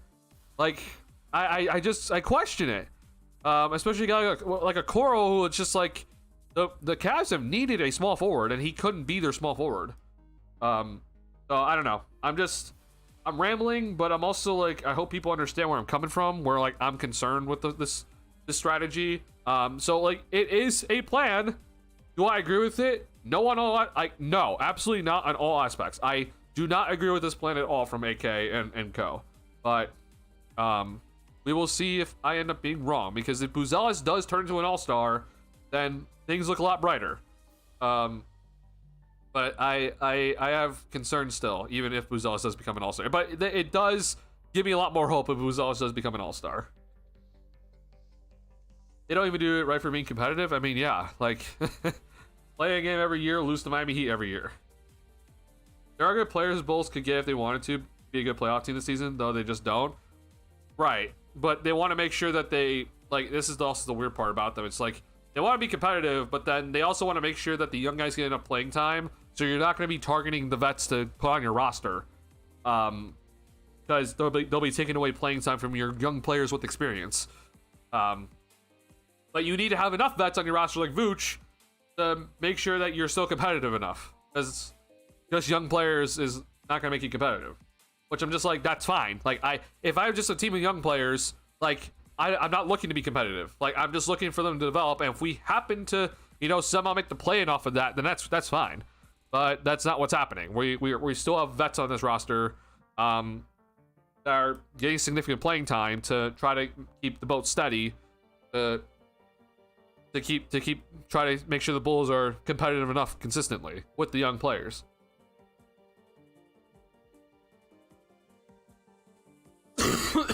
It's crazy not to answer me this. The Bulls have been asked since the Rondo season, what do we have to show for all these terrible years? Matas? I mean, the one thing we have to show is just like like Levine did turn into an all-star. Like that is one thing we have to show. I know obviously things didn't work out, but like that is the one thing we have. But no, I mean, since then, like I don't think there's anything we can say. Like we have one playoff showing, and that's, we lost in 5 to the Milwaukee Bucks. So that's it. Yeah. And maybe, like, the thing is, like, I can't even say Matas yet because we haven't even seen one game of his sophomore season yet. So, like, I'm not gonna say Matas yet either. But yeah, it's frustrating, man. Like, that Rondo season was also really frustrating because they benched Rondo in the middle of the season. They said that he's not looking young enough, or whatever they said. Like, he's not looking in shape or whatever, which is just absolute BS. Wade Butler had all the drama, and then we somehow are up 2-0 against the Boston Celtics in the first round, and then Rondo gets injured, and then we lose out. But no, I mean, Boog, you're absolutely right. It's just like, even since then, it's just that we've had one playoff showing, and we lost in 5 to the Milwaukee Bucks. So it's really frustrating. And that's through two front offices. Like, it's not just AK and Mark Eversley. That's John Paxson and Gar Forman too. And here's the thing also, that if you're wondering why I'm also really concerned about this, like, Gar Pax did the rebuild, and it seemed like that they really clearly were not too concerned about being competitive at all. But they're doing this. They did the same thing that AK is doing right now, which is that when they built through the draft, they're only using their own picks. They didn't have any extra picks. When they traded Jimmy Butler, right, they still traded their 15th overall pick to get the Lauri Markkanen pick. So, like, if you're wondering why I'm really still concerned about this team moving forward, it's like, we don't have any extra picks. If the Bulls had a boatload of picks, or even just a few extra first-round picks here, I feel a lot better about the situation right now. But right now, because where the Bulls are, like, they're in no man's land, in purgatory right now. Unless, again, someone, like, develops ridiculously well. But they're in, like, no man's land area, but trying to stay competitive enough to just be in the play-in, right? And you're putting your pick in a horrible spot that you're most likely not going to jump up to the top 4, right? the Bulls wonder guard packs, right? They were obviously not being competitive at all. Like, they were just losing. They had a lot of bad pick luck, but the problem still though is just that they only had their own picks. That's it. That's the reason why their rebuild also failed, is because they only had their own picks. So it's so frustrating, because it's just like, we've seen this not work out in the first place, and now we're doing it again. And I'm like, all right, I guess it's just we're depending on sheer luck right now. Yeah, we'll see. We'll see. We'll see if I end up being an absolute idiot and saying that their plan absolutely sucks and we somehow win a championship out of it, or if I end up saying that history is repeating itself and we just don't go anywhere because we're being stupid again by only having our own picks for this process, when I feel like we need a lot more. But clearly this front office doesn't value picks, which is really stupid, because even if your front office doesn't value picks, other front offices do. So I don't understand the thought process of it at all. So I just looked through offseason moves of players that are not that old and ways to get, and OKC leftovers are useful on every team. Vic K, Trey Mann, Lenny Waters, Ty Jerome, so on. Oh my god, bro, yeah. I mean, always, right? There's always guys, right, that the Bulls just, you know, like, yeah, you don't care. It's literally just the first teams down the list. Yeah. It's really frustrating. Alright, hold on. I need to clean my notes.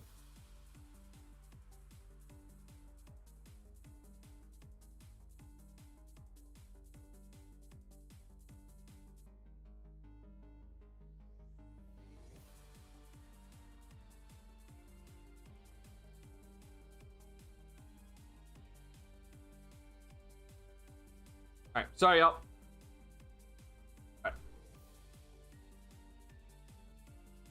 I know this is disgusting, but I sincerely apologize. But all right, because my nose is now at that point now with my nose.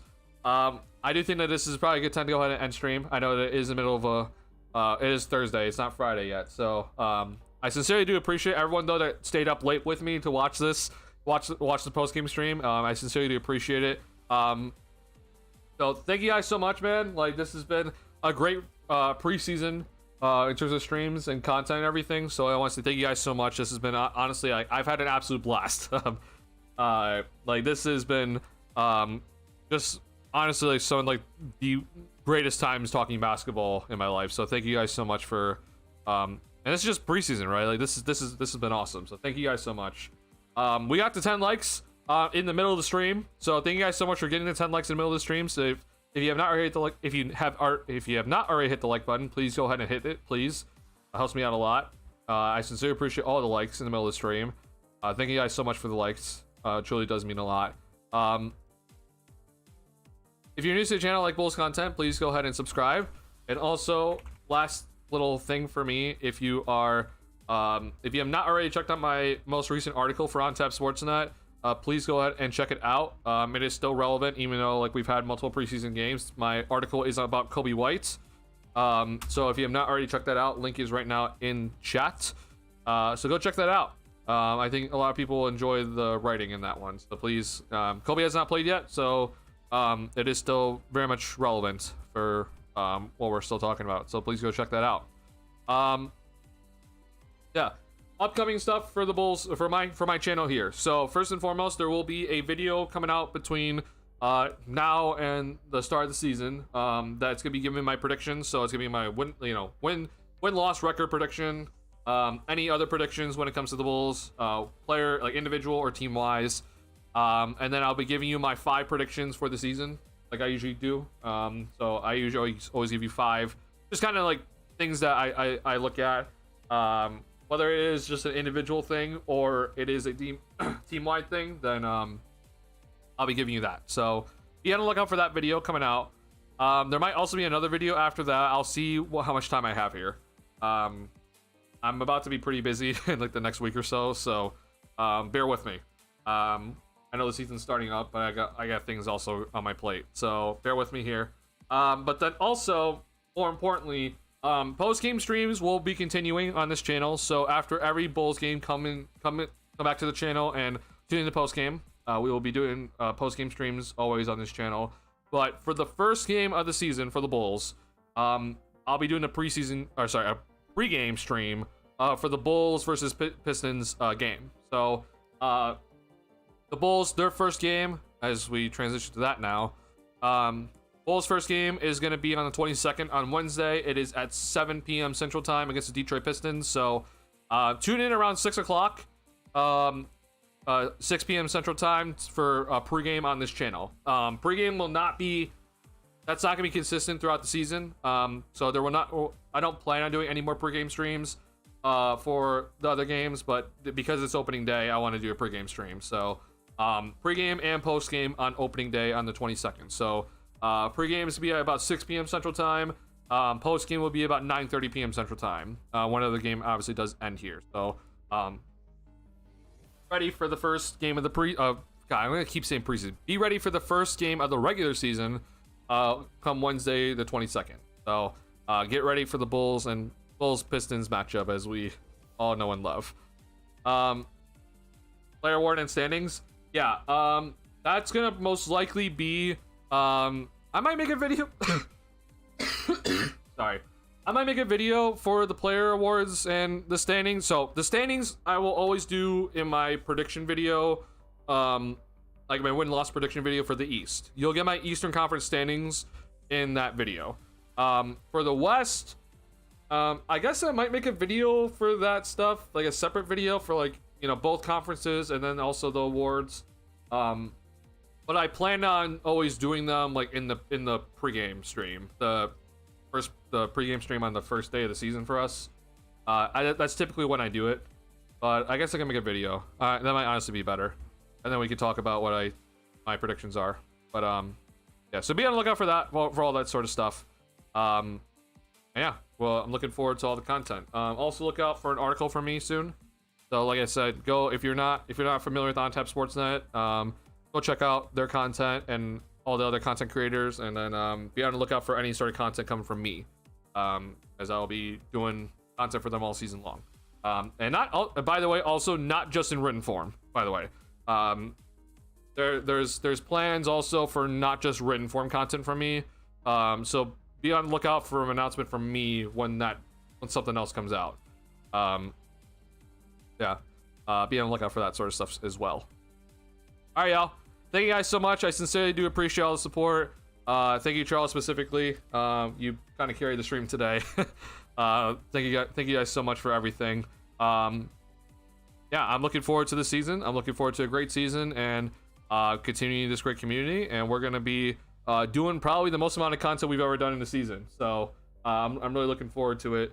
And hopefully it's gonna be a really fun season for us. I don't have much faith for the